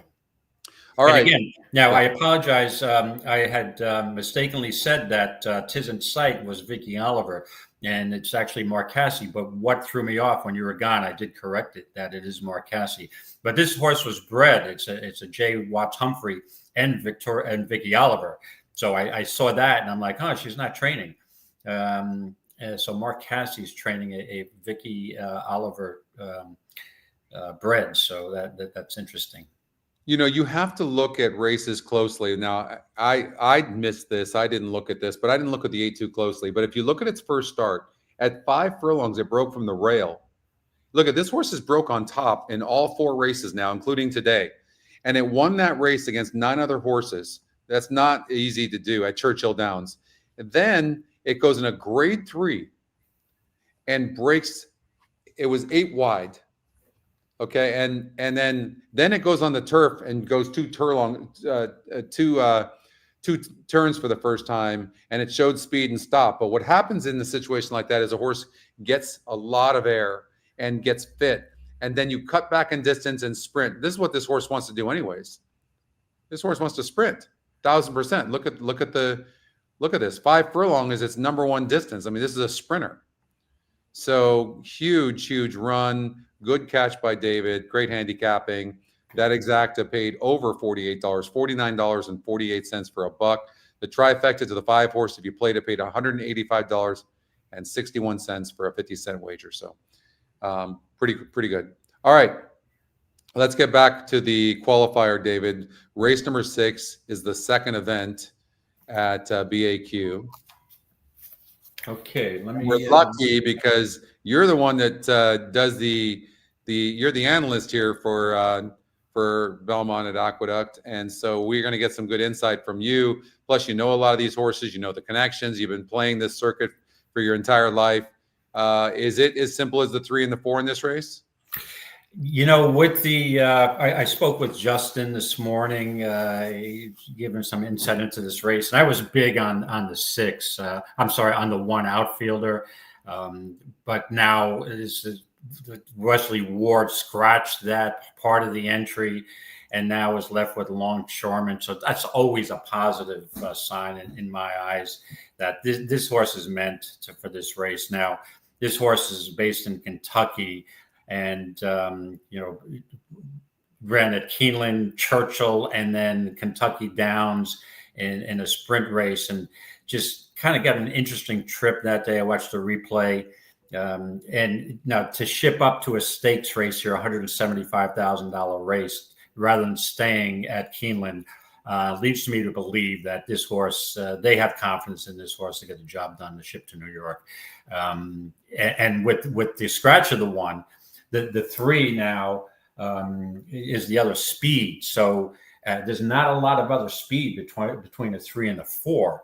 So I think the 4 will have the lead, and I think the 4 is going to be really tough to catch. But is there a scenario where the 3 and the 4 just hook up into a speed duel? Usually with Joel on this horse is not, who probably can see the lead to the 4 and stalk. So that's what leads me to believe the 4 is my main pick. But I mean, we've got there's also the scenario that, like I said, there could be a speed duel. 3's going from the inside. I'm right, sure. Okay. Yeah. So if they both go, Rosario, that's what he's done the first 2 races. Yeah. He's going. Right. But he did. I mean, right. So it runs the risk that these 2 horses are going to get into a speed duel. So when that's the case, I would use Longshoreman here as my top pick. But if that speed duel does develop, I'm on Atfield. Atfield was flying late. He got a really fast pace that day at Saratoga. And I mean, that's legitimate closer. And to me, that's the horse with the upset chance in here. And you could say, well, what's wrong with Belgian? Well, keep in mind, Belgian, even George Weaver's deadly first time on turf, this horse did break its maiden by 11 lengths on a sloppy off the turf race against 3 other opponents. So you got to, maybe this horse is just as good on turf. I'm not sold. I believe me, but the GSR does go down here. So yeah, I'm on the 4 big time here, but I'd also give a mention to the 6. 6 should be flying late. I'm not sure you get to the exact, but to me, that would be the other alternative. The 4. So, you see the 3 and the 4 dueling, but these, in these turf races, speed is just king, but especially at 5 or 5.5 furlongs, but it's 6 furlongs. If the 3 and 4 do hook up, it could set up for the 6 horse. It really could set up for 6. The 5 horse is 7-2 EE morning line as well. I know it didn't win by much breaking its maiden, and you might even get some odds here, but the Belmont horse is often improved second time out. The fact that he won first time out, it says that maybe this horse has a lot of talent. Correct. And that's the other closer. But the way I look at it, it looks to me, let's just see what the GSR comparison is. So Expressway in his last race, I'm sorry, the SOR. The Expressway guy has a 50 SOR, now moves up to a 74. And Atfield's race was a 48. So about the same. But again, you're going to have a lot of horses stepping up here in SOR. The one horse that doesn't step up here is Longshoreman. Raced against the 70 SOR group last time, 74 today. It's not moving up much. And Intricate Spirit is out of a 64 group to a 74 today. So Longshoreman looks logical, but I'd also give a shout out to the Scotty Longshot outfield. So look, I'm probably going to go with the 5 horse, but I will say this: with the 4 horse Longshoreman, this horse is the top pace, top GSR, lowest EE morning line, and EE second pick. These horses win 43% of the time. This one only shows the 21% win, but when you meet that criteria, you're 43% to win. Also, the ROI is a positive 22% after takeout.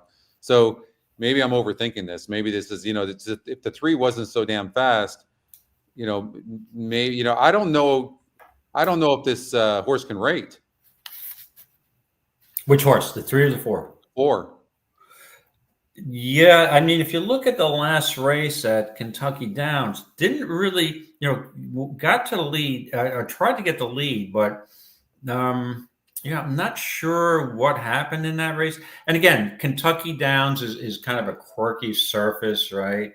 So maybe he just didn't like Kentucky Downs. So I'd give this horse another shot. It looks, I mean, I'd be almost tempted in my horizontals just a single Longshoreman. I'm gonna do the 4 as well. I'm gonna put the 5 for second. I just there's just too much going for this 4 horse. And then the thing is, what I like too, I know it didn't run great on that 8:31 race, but everything that I'm seeing, you look at the GSR, this is a sprinter.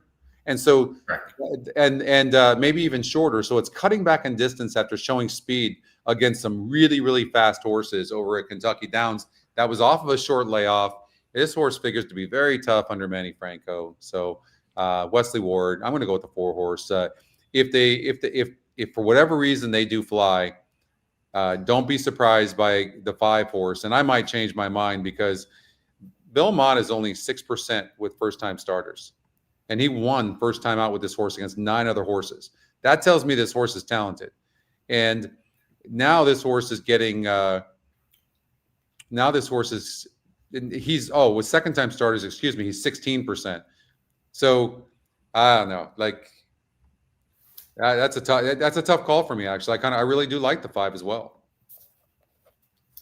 Yeah, I think I'm going to take a chance on Belmont and the 5 horse, so I'm going to go with that. I think the 3 and the 4 are going to duel, and I think it's going to set it up for the 5, who should even improve more second time out. Okay, so you're on the 5. Yep, and you're on. So I'm on the speed. I'm on Longshoreman, but I'm going to play Atfield also in an exacta with him. So, but for contest purposes, I'm going to be on the 4. Okay, so let's get now to BAQ race number 8, which is the 5th event on this qualifier. Okay, we've got the race 8 is the Pilgrim Stakes for 2-year-olds. And if you're playing Gulfstream Park, race number 5, they're going on to the track for race number 5 at Gulfstream. Again, we've got a big show tomorrow over at Santa Anita. We're not at Santa Anita, but Santa Anita's got big races going on tomorrow. And let's take a look at what it is. They've got the $200,000 Oak Leaf Stakes, but there's 5 total stakes races. 4 of them are graded. And the grade 2 Oak Leaf Stake has what looks to be a big favorite in Explora.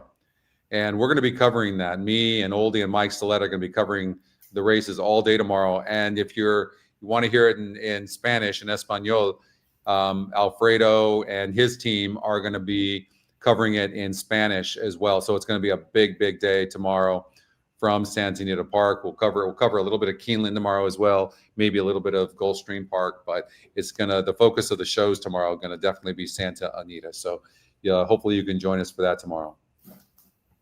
Looking forward to it. I'm going to be tuning in, Scotty. Thank you. Okay, Belmont race number 8. Lead the way, senor. Okay, Belmont race number 8. We got the Pilgrim Stakes for 2-year-olds, and this it looks like a wide open race on paper, right? But I'm going to cut right to the chase here. There's a horse in here that intrigues me. Actually, 2 horses that intrigue me, and they both come out of the same race on August 28th. And I was in attendance at Saratoga that day, and watching the With Anticipation Grade 3 Stakes. Okay. And I had made a rather substantial wager on Here's Johnny, the 2-horse, in all honesty, who went off at 10-1, who I thought was an entire overlay. And because my scenario was he got absolutely no pace in the previous race when Final Score wired him.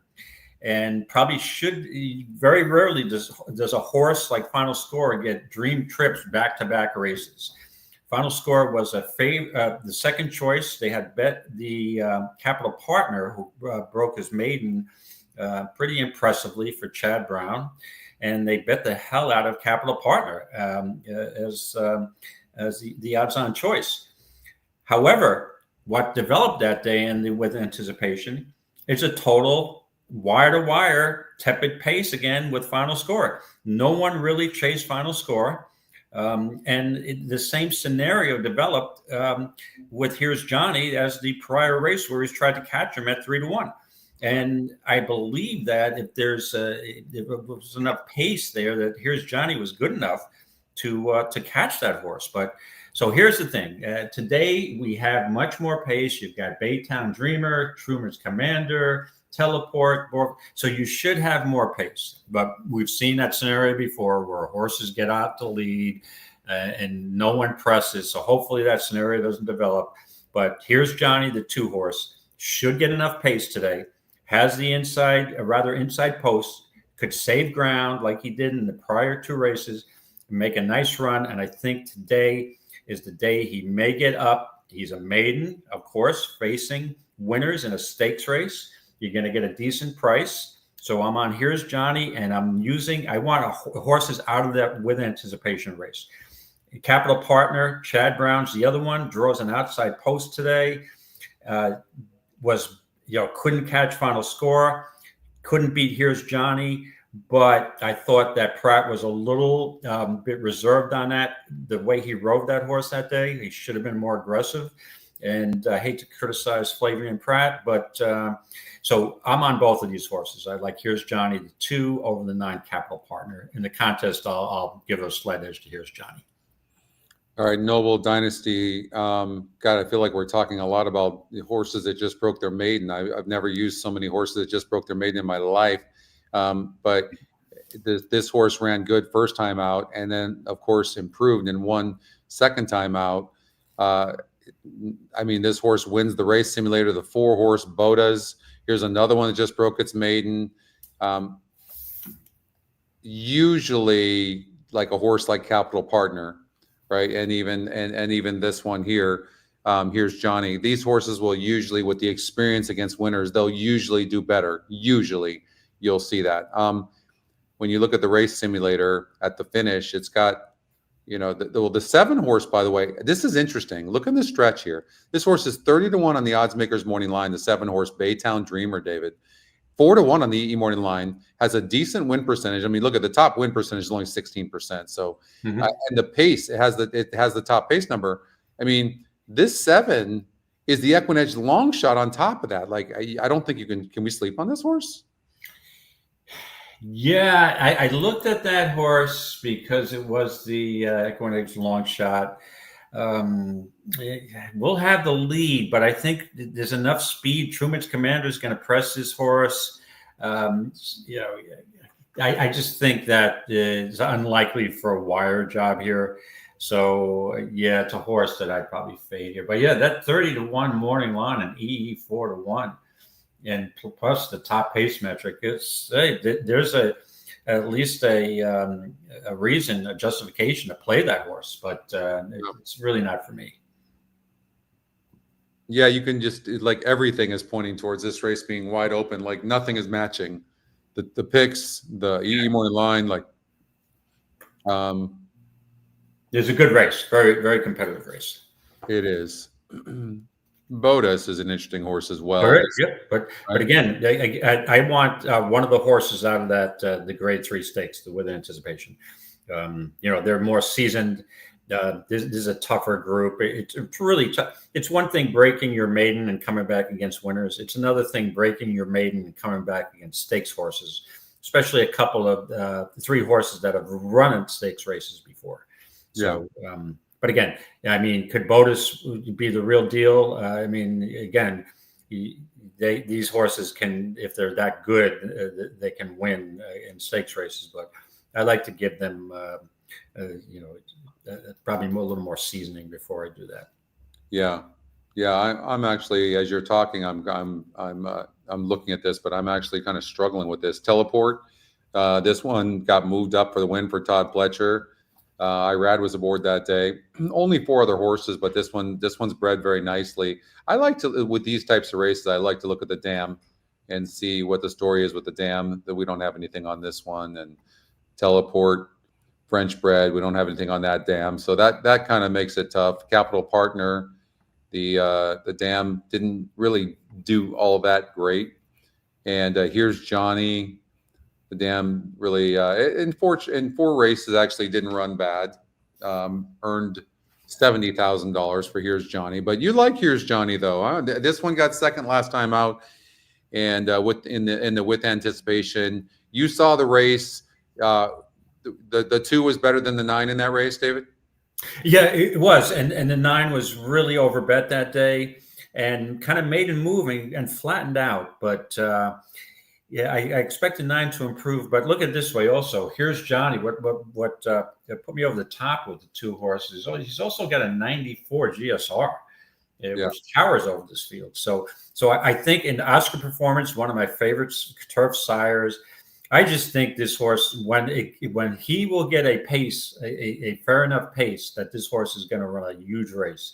And I think today might be the day, because I thought back on August 10th. He was going to catch Final Score, and just wasn't enough of a pace. And I think it was even a slower. Again, Final Score crawled on the front end in the last race. From the rail, he had the rail. Everything went Final Score's way, and I think today is the day that Here's Johnny's going to run a big race, and you'll get a decent price because maiden entering a stakes race here. Yeah.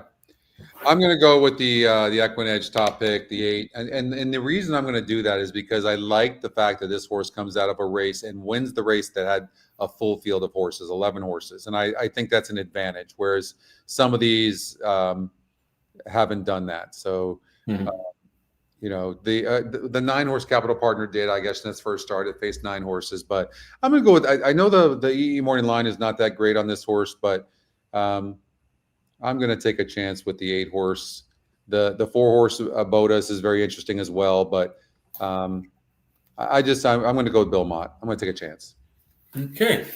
Yeah. So we're going to lock you in on the 8, Noble Dynasty, and I'm on the 2. Here's Johnny, and wouldn't be surprised Capital Partner runs a much improved race here. Okay, so we have. Let's try to get one more race in. They're on the track over at Keeneland for race number 5. And let's try to get one more race in. We got Santa Anita races now. We got races 5, 6, 7, and 8 to cover. So let's try to get one race in. Okay. Santa Anita. All right. I'll let you lead the way, Santa Anita.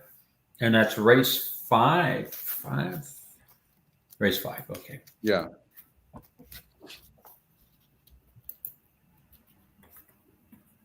Okay, Santa Anita race 5. We got a claimer, 25,000 non-wins, 2 lifetime for fillies and mares.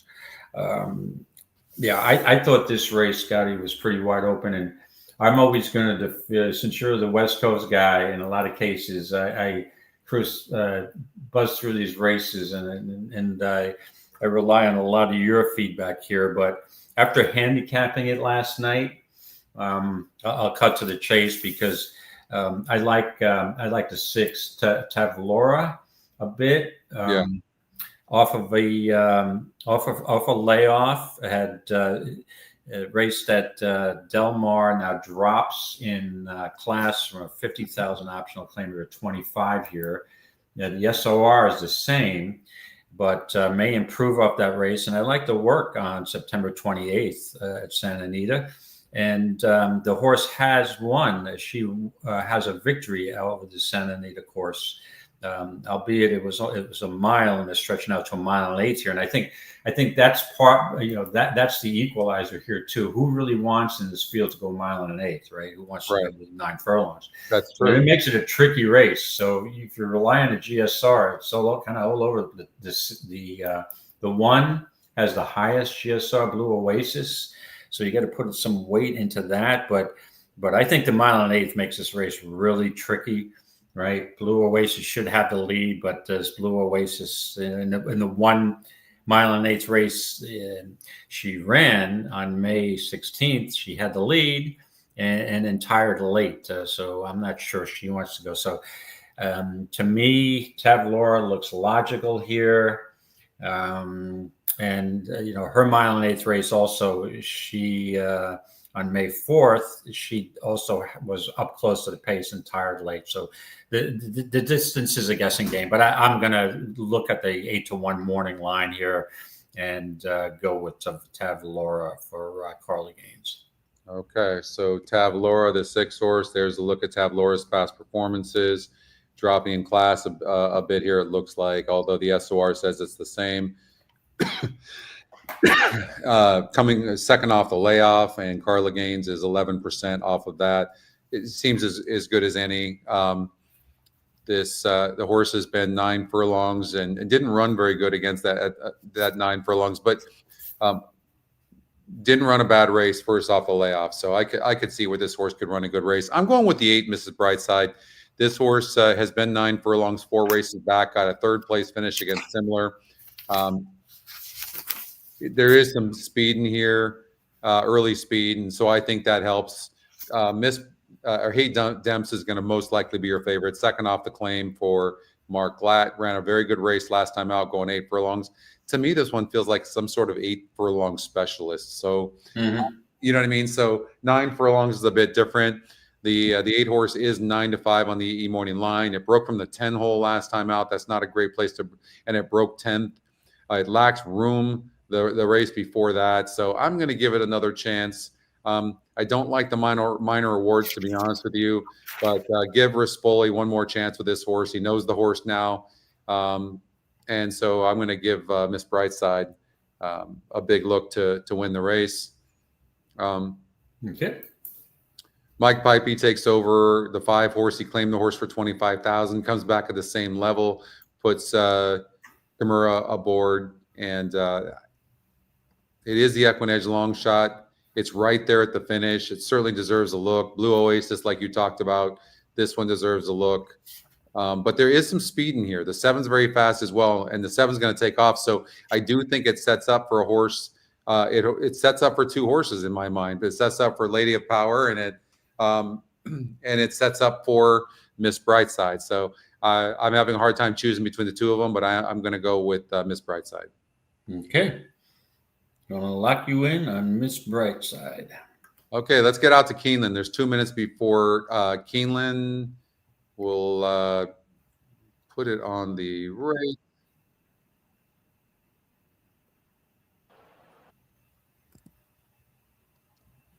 All right, let's see here. There we go. Okay. David, remind me who you have in here. Oh, this was not one of the. Oh, we didn't. That's either right. qualifiers. It wasn't one of them. That's right. Okay, we didn't do this race. Race number 6. So the next race. So we have 3 more races to go. So we should be okay. Race number 6 starts us off on the qualifier, and Belmont the same thing. Race number 6, which is 14 minutes to race 5. So it looks like we've got probably 35 minutes, David, to do 3 races. So we should be okay. Yeah, that's fine. You want to watch? So we're going to watch this race. We're going to watch this Yeah, race. that's fine. And I do have an opinion here. Okay. So, but it's not in the contest. I mean, if you look at Divine Justice, the top EE pick, and the 24%, the highest win percentage for Brad Cox, if he runs back to that race, starting gate for Keeneland's fifth race, the Max Field, start of the pick 6. But again, you've got a horse with just as much speed, and there's not a ton, and there's some pace in here.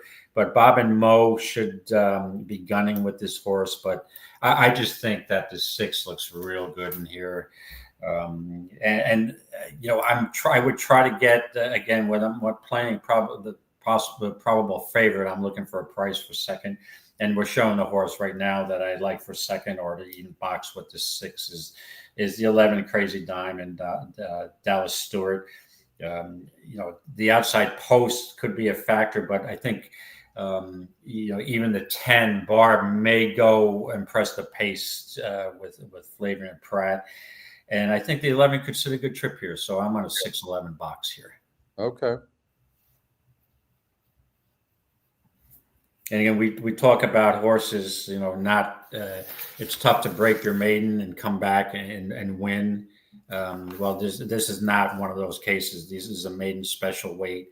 And I mean, it just seems like it's a rather weak field to me with some spotty form. I mean, you've got the 4 horses at 9 chances. Line race 1 5 is at 8 chances.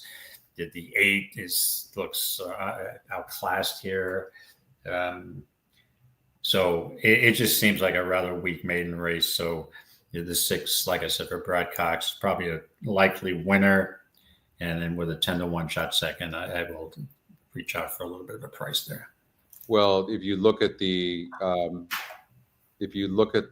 6 horse, it's a horse to watch, and it's the top pace, top win, lowest EE morning line, top EE pick. When that happens, 39% win, and this horse is only showing 24%. So that looks like a big advantage. The 5 horse shows winning the race simulator. It's 7-2 on the EE morning line. It's the EquinEdge long shot. I think this is an 18%. I think it's a major player. Broke 10th last time. What's New comes forward along with Rip. That was off of a long way off. It was wide, all sort of like this horse ran massive, and Irad jumps aboard. This horse has had a couple of layoff lines in only 3 races. So this 5 horse is probably Bob Mo goes in late. Trouble ahead. Could be, yes. Yeah. Mm-hmm. And so will the 3. Hitchcock. New what's new. Barb moves into line. Crazy Diamond, the last one, comes forward. Okay, good luck, everybody. Goes in there at the post.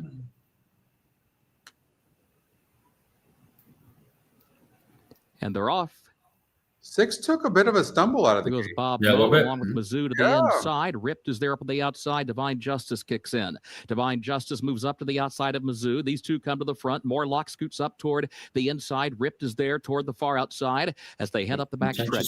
2 more lengths. Barb is 5th toward the center of the track. And then Bob Mo is now settled back into 6th in between horses. New What's New is 7th against the rail. 6 lengths off the lead as they head for the far turn. Crazy Diamond is a wide 8th. And then further back comes Hitchcock, who now is in the 9th position, followed by Trouble Ahead in 10th. Lucius Ferris is last, 22.32 seconds. That was the time for the opening quarter. Mizzou, the leader by a half length to the far turn. Divine Justice second by a length and a half. Morlock is third against the rail by a half length. Ripped is fourth up on the outside. Barb is fifth. The lane off the rail around the far turn. 7 lengths off the lead. Gap of 3 more to New What's New. He's got a lot of work to do. Just a quarter mile left to do it. Top of the stretch. They turn for home. Mizzou, Divine Justice. Morlock is third back toward the inside. And still 3 lengths off the front pair. And is followed by Ripped and fourth on the outside. Mizzou, Divine Justice going at it for the lead. New What's New is running late from the far outside, still 5 lengths off the lead. Mizzou, short lead. Divine Justice alongside, past the 16th pole. New What's New to third. Mizzou, Divine Justice. New What's New. Mizzou, Divine Justice. Heads bobbing on the wire. Photo for the win. Wow. That's a head bob. I think the 6 got the bob. The six kind of stumbled at the beginning of the race. Correct. The 3 was third. The 2 is, I think the 6 got the bob, but let's just see if I'm right. They're showing both the 6. They're showing the 2. And again, this horse is bet down. This horse is morning line 20-1. And, showed nothing. Bump start, though, and was 30-1 in the debut start. So I wouldn't. There it is. You got to always. You're going to Well, figure too that tight to call, and it's going to take a couple of looks at this and obviously a review by the placing judges to determine who gets their nose in front as it comes down to the head bob, as Kurt Becker mentioned in his race call. It is Mizzou down on the inside on the far side with that white blaze and that white saddlecloth and matching white blaze of the number 6 horse. That is Divine Justice hanging right there with him. Knew What's New came on late, but he ends up finishing only beaten, perhaps ahead in the end, finishing third. But as we take another peek at it, in between the 2 and 6, that might be a heater from that perspective. Really as we take you down low to the jockey cam to the finish, but it's between the 2 and the 6, and it's ultra close. Another peek at it, 2 white noses trying to get to the wire. That is tough. This is going to be a very close one in the end, as we just saw for race number 5. Oh, the 7 kind of bumped into the flank of the 6 horse, and then the 5 came out. So the 6 kind of took the worst of the break. But that was a really great horse race. But obviously, it's our top pick, so I'm rooting for the 6 horse. Beautiful horses there. Look at that. They actually look like relatives. Yeah, like siblings there. Yeah, exactly. Great. 5-2 on the 6 horse. They're showing the 6 right now. It did look like the 6 got the head bob, but it's super close. Yep. I'm going. Yeah, it's official 6-2. Okay, 6-2, 3. The 3 ran big as well. The 2 was hard to find. Result of the photo, number 6, Divine Justice. That horse, first of all, hadn't been seen since number 2, Mizzou, August second 20, of last year. Number 3, New What's New, third. Number 8. Even though, was working well. You had a great workout on September 8th. But again, to pick a horse that would have the lead. But again, it had a bump start last time out. But that's a long layoff. It ran really. He ran too well to lose the 2 horse. Well, half the race has gone by. Okay, and if you're just new to the show, here you go. Came in 4-2. Those are the top 2 EquinEdge picks. Race number 2, the top EquinEdge pick paid $12.18. Race number 3, the top EquinEdge pick paid almost $5. Race number 4, the EquinEdge pick paid $5.46. Race number 5, this horse went off at 5-2. That was the top EquinEdge pick as well. So great way to start. Obviously, it's more than just picks on the site, but it's not a bad thing when the EquinEdge picks are doing well. This was also the top win percentage in the race. It was 9-5 on the morning line. And the 3 horse ran a good race. That was the EquinEdge second pick. That horse got third by about a half of a length, not even that, probably a neck. So that was good. All right, let's. $7.56. That's not bad. That exacta paid $31.65. The trifecta $62.03. Not bad. Yeah, on fire. Oh, it did. Oh, the race simulator. Ryan said had that. Let's take a look at the race simulator. So from the stretch, so watch the 3 horse in particular. The 6 is in the lead, and it does have the 3 horse finishing. The 5 horse was so far back early. Disappointing was a very disappointing effort for the 5, who didn't break bad, just didn't run. Is speed holding? This horse was close to the speed. By the way, too, if you're new to EquinEdge as well, and you didn't know this, you can see here the 10-3. This is our past performances. It's already has race number 4, the race up. The only thing that's not there is Trouble Line. Everything else is there. So you can see that 1 was close to the pace. Right, and the 8, Scotty, who barely lost that Kingsolver race, Was on the lead. went wire to wire. Was almost tried to go wire Almost to wire to wire. wire. Speed. So I'm trying to see if there's something going on with the dirt. The 8 horse won the race. No, the 8 came from behind. So maybe the track is playing fair. Okay, let's get back to the qualifier. But yeah, I'm super pumped about our start here at Keeneland. That's awesome. Let's see here. So we're on race number 6 at Santa Anita. We have 3 more races to go. Okay, race number 6 at Santa Anita. Not the normal race I would normally bet on the West Coast. A maiden $20,000 claimer for 3 and up, 3-year-olds, and it looks like hold on a second. The top EquinEdge pick and also slightly the top win percentage, Bali Hogan, really drops down, right, from a maiden special weight to this 20. They're just dumping this horse from a 50 to a 40 SOR. It looks tough to beat here, but in a race like this, it's a bad race. And I have a theory that sometimes bad horses can win bad races. Not to say that any horse in here is bad, but I have a sneaky horse here that I want to use in the contest, and that would be another drop down going from a 50 SOR to a 40, and that's Doug O'Neill's horse. He's got 2 in here. He's got Tap and Go, who was a 12.5 claimer in last time out, right, and set the pace a mile at 8 furlongs, and tired. He's got the same trip today, may get the same trip tiring. Now at the post interests me because this is a drop down for Doug O'Neill, and the workout has a gate workout on September 28th that looks decent to me, and the other works look fine.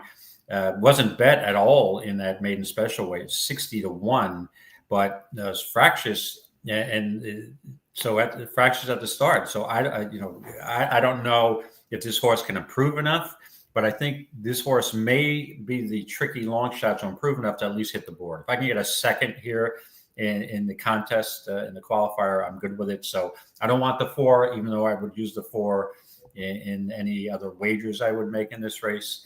I'm going to use the 3 for the contest at the post. The longer of the Doug O'Neill entry here, uncoupled entries. Well, and you can see, look, lukewarm 7-2 on the 4 horse on the morning line, EE morning line. Same thing with the 5. Like, it just makes no sense to play horses like that. The EquinEdge long shot springs. Maybe Tap and Go is an interesting one. The 6 horse who was on the rail last time out. That's the other Doug O'Neill. Kimura is aboard. Going back at, does this horse need the lead? It was only 2% to win last time out. It could be that type of horse that needs the lead for its best. That's certainly a possibility. Let's take a look at that. At the first call, it looks the 11's fast, but the 6 horse could have the lead early. The 5 horse Toppers at Seaside. I was surprised to see that this one wasn't the EquinEdge long shot. But it also is a type of horse that certainly looks like it needs the lead, David. When you see that, when you look at that, doesn't it look that way? Mm-hmm. Absolutely. It looks like it needs to win on the lead. And look at Dan has 3 straight bullet workouts for this 4 horse who's dropping in class. Like, this is a massive drop. And how are you? My surprise is, how is this horse 7-2 EE morning line? How is it only 17%? This is such a big drop. It faced way too tough last time out, going 8 furlongs. I'm blown away that it only goes up 5 points in win percentage. I really, really am. Like, that's throwing me off. Like, and the EE morning line says 2 different algorithms that are saying, like, in my mind, this horse should be 6-5 morning line, and it should be 40% to win. I'm completely thrown off by that. And that's where it looks like looks logical, but it's like tepid favorite. The drop down is questionable.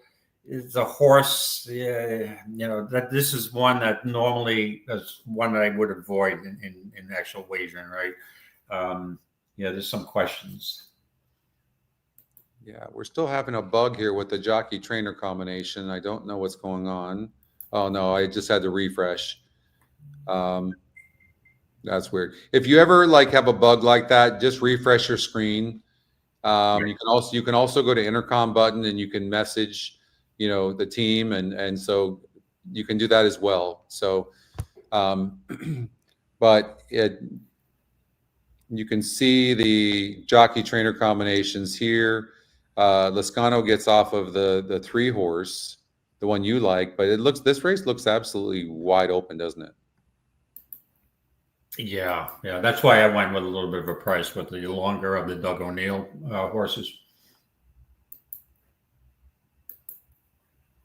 Belmont race number 5, Love for Kids, is asking if anybody has an opinion in that race.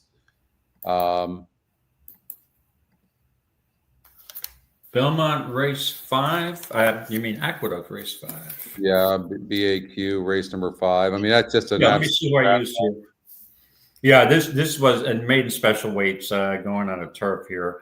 Let me see who I would have used. I didn't. This just looks like. I thought the 5-horse, the first-time starter. I had looked at that race shortly, but maybe the 5-horse at 7-1. It's 5-1 EE morning line.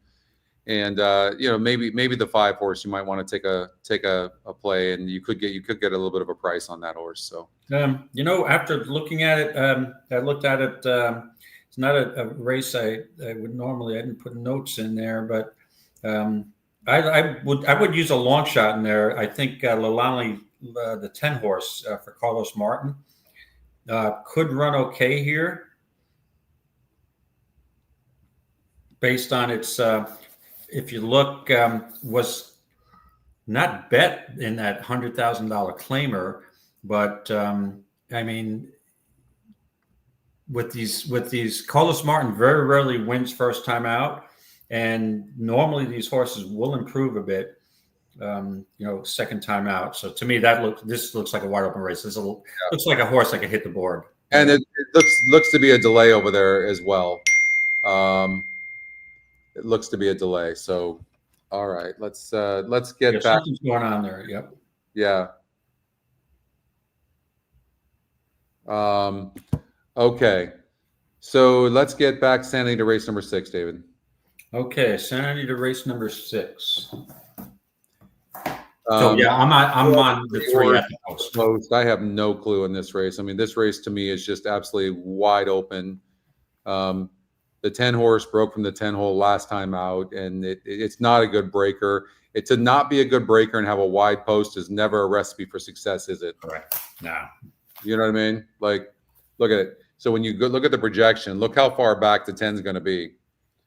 And as we continue to run this, I'm just going to slowly, and the 10's coming. But there's that 3, the 4-horse. I mean, look at this. This is just an absolute grab bag. I don't have any idea. Like the EquinEdge long shot, maybe there's something there with the 7-horse springs, but it, faced a little bit easier group, but the win percentage goes up. What I like to look in the coaching, by the way, too, if you're interested in coaching classes, Justin does Wednesday, I do Thursdays. You can go to EquinEdge.com. It's free to join our coaching classes. If you're new to EquinEdge, especially, there's a lot to learn, and they're super helpful. And there's no more than 20 people in a class, and so you can ask questions, and it's a lot better to learn. If you're watching the show right now, I know it's tougher to understand for sure. So you might want to do. You know what I found, David? I was watching Alfredo the other day. He does a really good job of doing a live show and teaching at the same time. It's very hard to do. He does. So he does a live show and teaches at the same time. That's talented. That is difficult. Yeah. I probably couldn't do that myself. Yeah. He's super, super talented with that. But I'm also looking for the horse that's going to get the best trip. And clearly the 10's not going to get the best trip. The 11 horse crossing right hands. This horse is going to show some speed, but it stopped last time out pretty badly. So I can't be down with that. It is going to show speed. There does seem to be some speed in here. So I'm looking for somebody to close. I will say this. The 7 horse is the EquinEdge long shot. And it's 16%. It doesn't, the morning line doesn't necessarily reflect the potential of the horse. It's just saying this is what the horse is going to go off at. And maybe what appears to be a very competitive race, maybe the signs are more the win percentage and the EquinEdge being the EquinEdge long shot, David. Yeah, I mean, the only issue is comes out of a maiden 12-5 claimer, but similar SOR though, correct? Yeah. Yep. Similar SOR. Yeah, it's a weak field. Yeah. Jockey combination is only 4%. I'll tell you what, Tyler Bays and John Sadler, John would put him on some nice horses. They used to win at a pretty high rate, but and then you've got, toppers at Seaside. This one, the reason I'm not loving this one, it's just burned too much money for my liking, and it seems to need the lead for its best, and there's a lot of speed in here. So I'm kind of thinking like you. I mean, there's going to be a price somewhere at the post. You're right. I mean, this one's dropping in class for Doug O'Neill. Doug O'Neill could hit the exacta here with both the 3 horse and the 6 horse. Absolutely could. Yeah, tap and go. Like I said, off that last race, he is live here, and he's got the top pace metric, correct? Yep. Yeah. We go wire to wire. Yeah, O'Neill looks to have a strong hand in here. I don't think you can ignore the 6 horse, but there's so much speed in the race, and I'll tell you why. It goes from maiden special weight, loses by 36 lengths. Then it drops to $20,000, but it still was sprinting at 5.5 furlongs. And then it drops, and then they put it 2 turns. So it's fit. We know that. And it wanted 2 turns. Actually, Doug put the horse 2 turns first time out for 12.5, and the horse ran good. And it might have the lead in this. There is a lot of speed in this race, but this horse could actually have the lead. 11's breaking from the outside. So, the 6, you might have to catch the 6 horse. Yeah, the 6 looks like a logical wire-to-wire thread here. And Lascano gets off of the 3 horse to ride the 4, who's got some really, really nice workouts. But we talked about this, like, this horse is dropping from. This is what people, handicappers, since I was young, they believe this is the biggest drop in horse racing. A maiden special weight to this maiden claimer, maiden claimer period, but at $20,000 level. And I think I'm thrown off by the metrics because I just don't understand. Like 2 metrics are saying this horse is not that great. So hold on a second, Scotty. Is it Lascano getting off the 3 to ride the 4, or is it David Cohen getting off the 4 to ride the 3? Well, here's the thing, though. I don't know. Lascano's 17% with Mark Glatt. Like, why would – like, I'm just saying David Cohen and Doug O'Neill are 0 for 2, right? He doesn't ride him that, right. But also the EquinEdge top pick has just been really doing well. So I'm stalling a little bit. I know. Gulfstream Park's coming up in 1 minute. That's race number 6. I cannot go with the 4. It's going to be the big favorite too.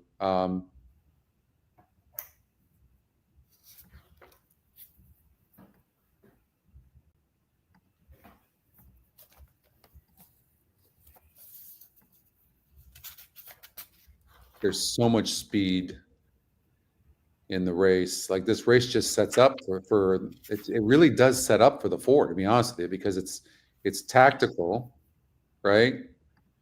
Look, there's so much speed in the race, and look where the 4 is going to be sitting. Going to be sitting in a really good position and then just close. I know that the metrics aren't loving the 4. They're liking the 4, but David, I can't find anything else that I can make sense of. So I'm going to go with the 4. I'm going to go with the 4. Oh, so after all of that, you're going with the 4, Ballyhoogan. Okay. Yeah. When I watch this race and Ballyhoogan finishes last, I'll yeah. I tell you what, though, seriously, like the at the post, like, this horse is dropping big in class, like big time in class. And but again, this one doesn't really go up in win percentage all that much either. True. Yeah. Yeah, you know what? you know what, David? I'm going to go with you. I'm going with you. I'm going with the 3. You're going at the post. I'm going to do it. Yep. I'm going to go with you. I think you're onto something there. I'm going to go with the big drop in class. So, okay. Hold on. We might have some drama here, Scotty. Hold on a second. Oh, is there people fighting in the chat? Oh, you got to be kidding me. Why'd you not go to the outside with this horse? Oh, you mean Belmont? Yes, Aqueduct. The 10's running a really good race, but is tiring now. Damn. So we got Love for Kids wanted a horse that was live there. Now you get a 10-to-1 shot that won. I gave him the 10 who was stalking and was trying to take the lead. Terrible trip. Who won the race? The one, Toes, Dylan Davis for Neil Drysdale. Well, how often do you see Neil Drysdale going into Aqueduct? So Mike likes the 6 horse. God, I kind of like the 6 horse too. Tap and go. Oh, is he going to go gate to wire? The trainer has 2 horses in one race. Go with the longer priced horse.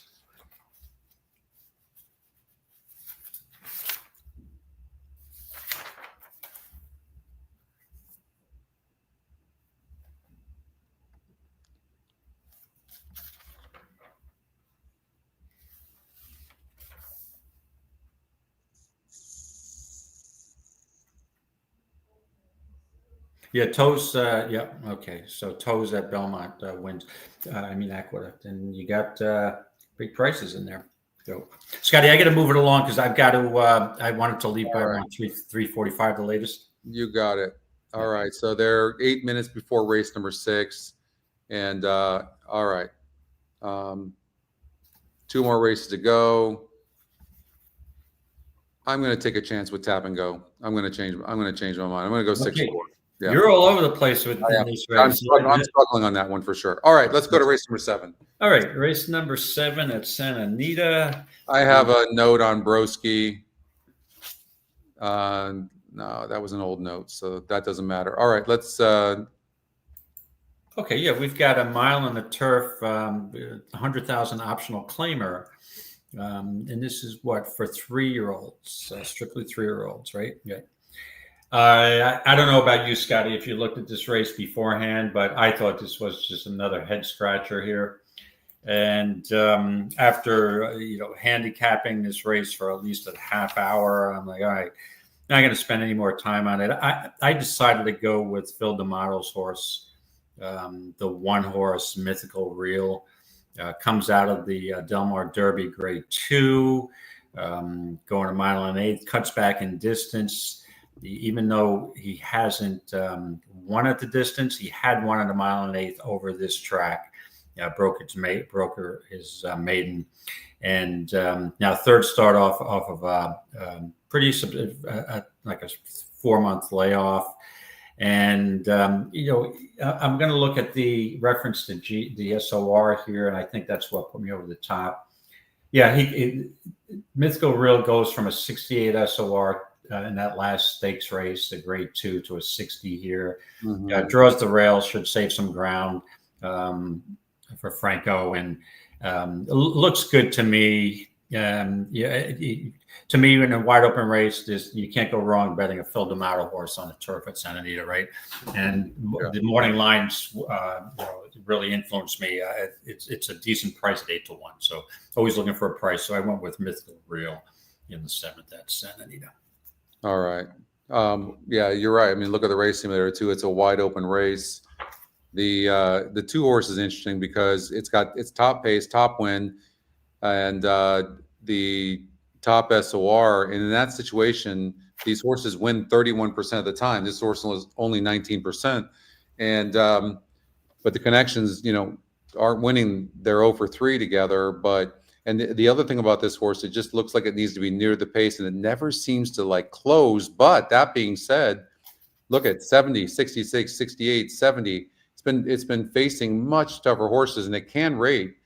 And now it's dropping in for a tag $100,000, and it's 8-1. It's 19% but it's coming off. It's coming off a couple of layoffs, but workouts look okay.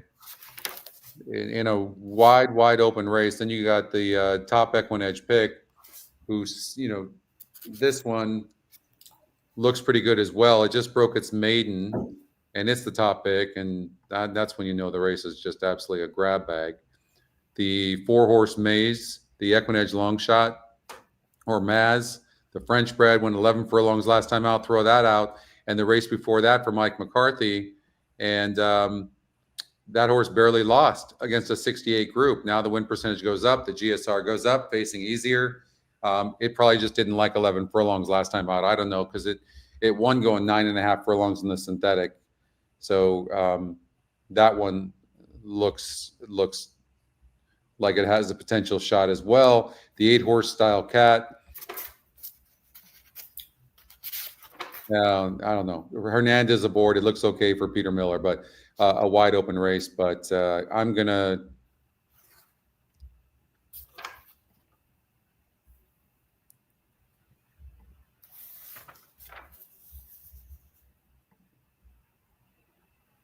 take Tariff, the 7-horse. So you're going with the 7. Okay, I'm going to put you in for the 7 so I can follow along. All right. So the 7th Tariff. Yeah, I do think Drop 'em, the 2-horse, is super interesting on the drop as well. But the 7 was actually claimed for 40,000 last time out by Mullins. But it does have a little bit of back class, but it's just on a roll right now, and so this race does look tough. But I think I'm going to take a chance on the 7-horse. Jeff Mullins is what off the claim? 26% off the claim. So that's pretty freaking good. Okay. And that Scotty, I mean, this race, the 7th race, is just totally wide open. Yeah. And I spend another hour on it, and it's just like you can make a case almost for everybody in there. We have 2 minutes to get it in. Go ahead and start. We got 2 minutes before the opener, or the 6th race at Keeneland, which is the first leg of the qualifier. So we got to get that in.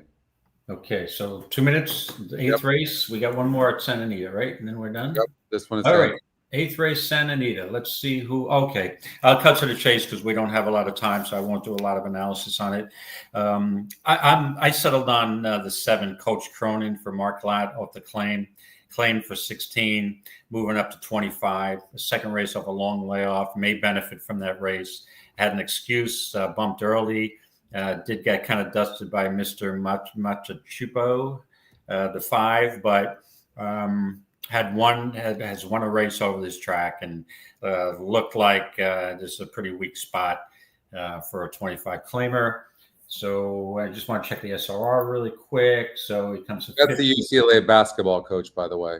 Coach Cronin? Yeah, and that's also Keeneland Dan's brother. Right. Okay. So, yeah, so I'm on the 7, Coach Cronin, the best guest here in the 8th race at Santa Anita. Okay. Interesting horse here, the 3, Ario, who faced much tougher last time out and didn't run, did break from the rail, didn't seem to have any issues coming in from Emerald Downs. Prior to that, has been running really good, but has had higher win percentages. But the 6-horse running at Del Mar,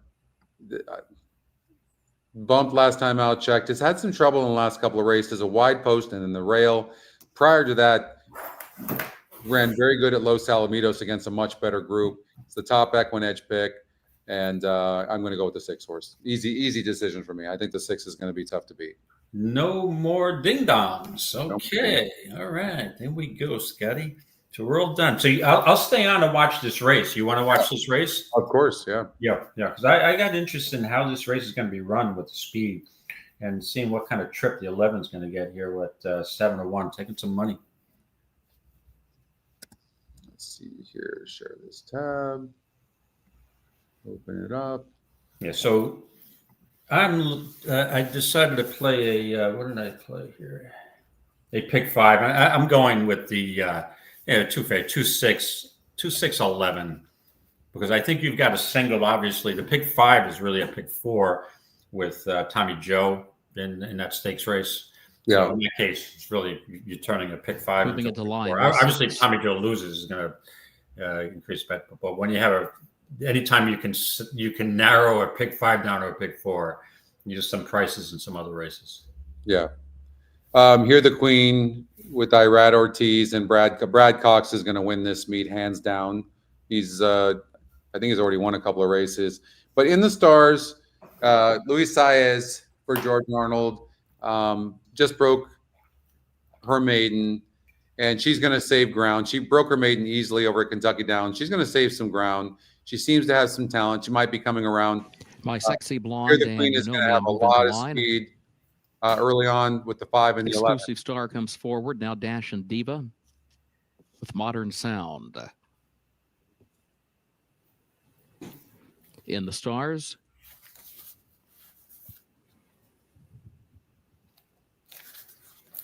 Lookster, the last one, goes in. Good luck, everybody. Last post. And they're off. There goes Dash and Diva. Dash and Diva right out for the early lead. Whippoorwill has early speed as well. Exclusive Star is next up on the far outside. Then Here the Queen back toward the inside as they move into the first turn. Dash and Diva against the rail has the early lead by 3/4 of a length. Whippoorwill goes second by 2. Exclusive Star third by a neck outside of Here the Queen, and fourth in the stars is a lane off the rail around the first turn. In fifth, Cake's Tap Dancer. Sixth toward the inside. Lookster was a wide 7th around the first turn and on to the back stretch. And then Modern Sound, who's back toward the inside in the 8th position, followed by My Sexy Blonde in 9th. You Know Me a 10th toward the outside midpoint of the back stretch. They are followed by Romney Road next to last, and Native Rose Trails 22.99 seconds the time for the opening quarter. Dash and Diva leads it by 3/4 of a length. The Whippoorwill as they work their way off the end of the back stretch, 47.69 seconds the time for that first half mile. Exclusive Star third in the star is going to have to go way wide around the far turn out toward the center of the course. In fourth, just over 2 lengths from the front now. Here the Queen has saved ground to the inside, but still in 5th as they turn for home, 3 lengths from the front, top of the lane. Past the quarter pole, Dash and Diva, Exclusive Star in the stars, 1, 2, 3 respectively, coming into the final furlong. Exclusive Stars alongside of Dash and Diva in the stars is third. Here the Queen switches toward the outside, then You Know Me, followed by Modern Sound in the stars. Here the Queen coming behind her. You Know Me dives to the inside. In the stars, Here the Queen, You Know Me, then Modern Sound in the stars in front. In the stars to win it by a neck on the wire. So insane. Look at that. Just incredible, David. Yeah. Like good result. a 6-2 cold. I think it's a very hard to do, especially at a track that's so competitive like Keeneland is, to hit that exact a cold. I mean, it wasn't by much, but the 6 horse ends up getting off at 8-5. Your favorite, that is in the stars. That's back-to-back wins for in the stars. What a good filly this is. In the stars in the green and white silks of G. Watts Humphrey Jr. for trainer Rusty Arnold. As they straighten for home, the filly's got a bit of a jump on her. They were down to the inside, but she digged in and pulled this one off, putting together one of the best efforts that we've seen from her in her racing career. And she had the second choice, the 2 coming to her late, but she hung in there the stars. That wonderful pedigree gets the victory for G. Watts Humphrey Jr. Scotty, I got to wrap her up. And Luis Saez. David, go ahead. I'll close it up. Go ahead. Okay, close it out. All right, we'll thanks everybody for tuning in the chat room. We had a great time, and hopefully we'll be back next week. And good luck this weekend. Good luck on that Santa Anita show, guys. I'll be tuning in and out tomorrow. So okay, we'll talk to you tomorrow, David. I'm looking forward to it. Have a good weekend. Enjoy, and may the horses be with you, gentlemen. Take care, man. All right, that's 2022 champ, NHC champ David Harrison, and that's a good way to start. But 6 horse, 6-2 cold. Well, it's just incredible what's going on at Keeneland so far. Again, before we close the show, you can see it came in 4-2. The picks were 2-4.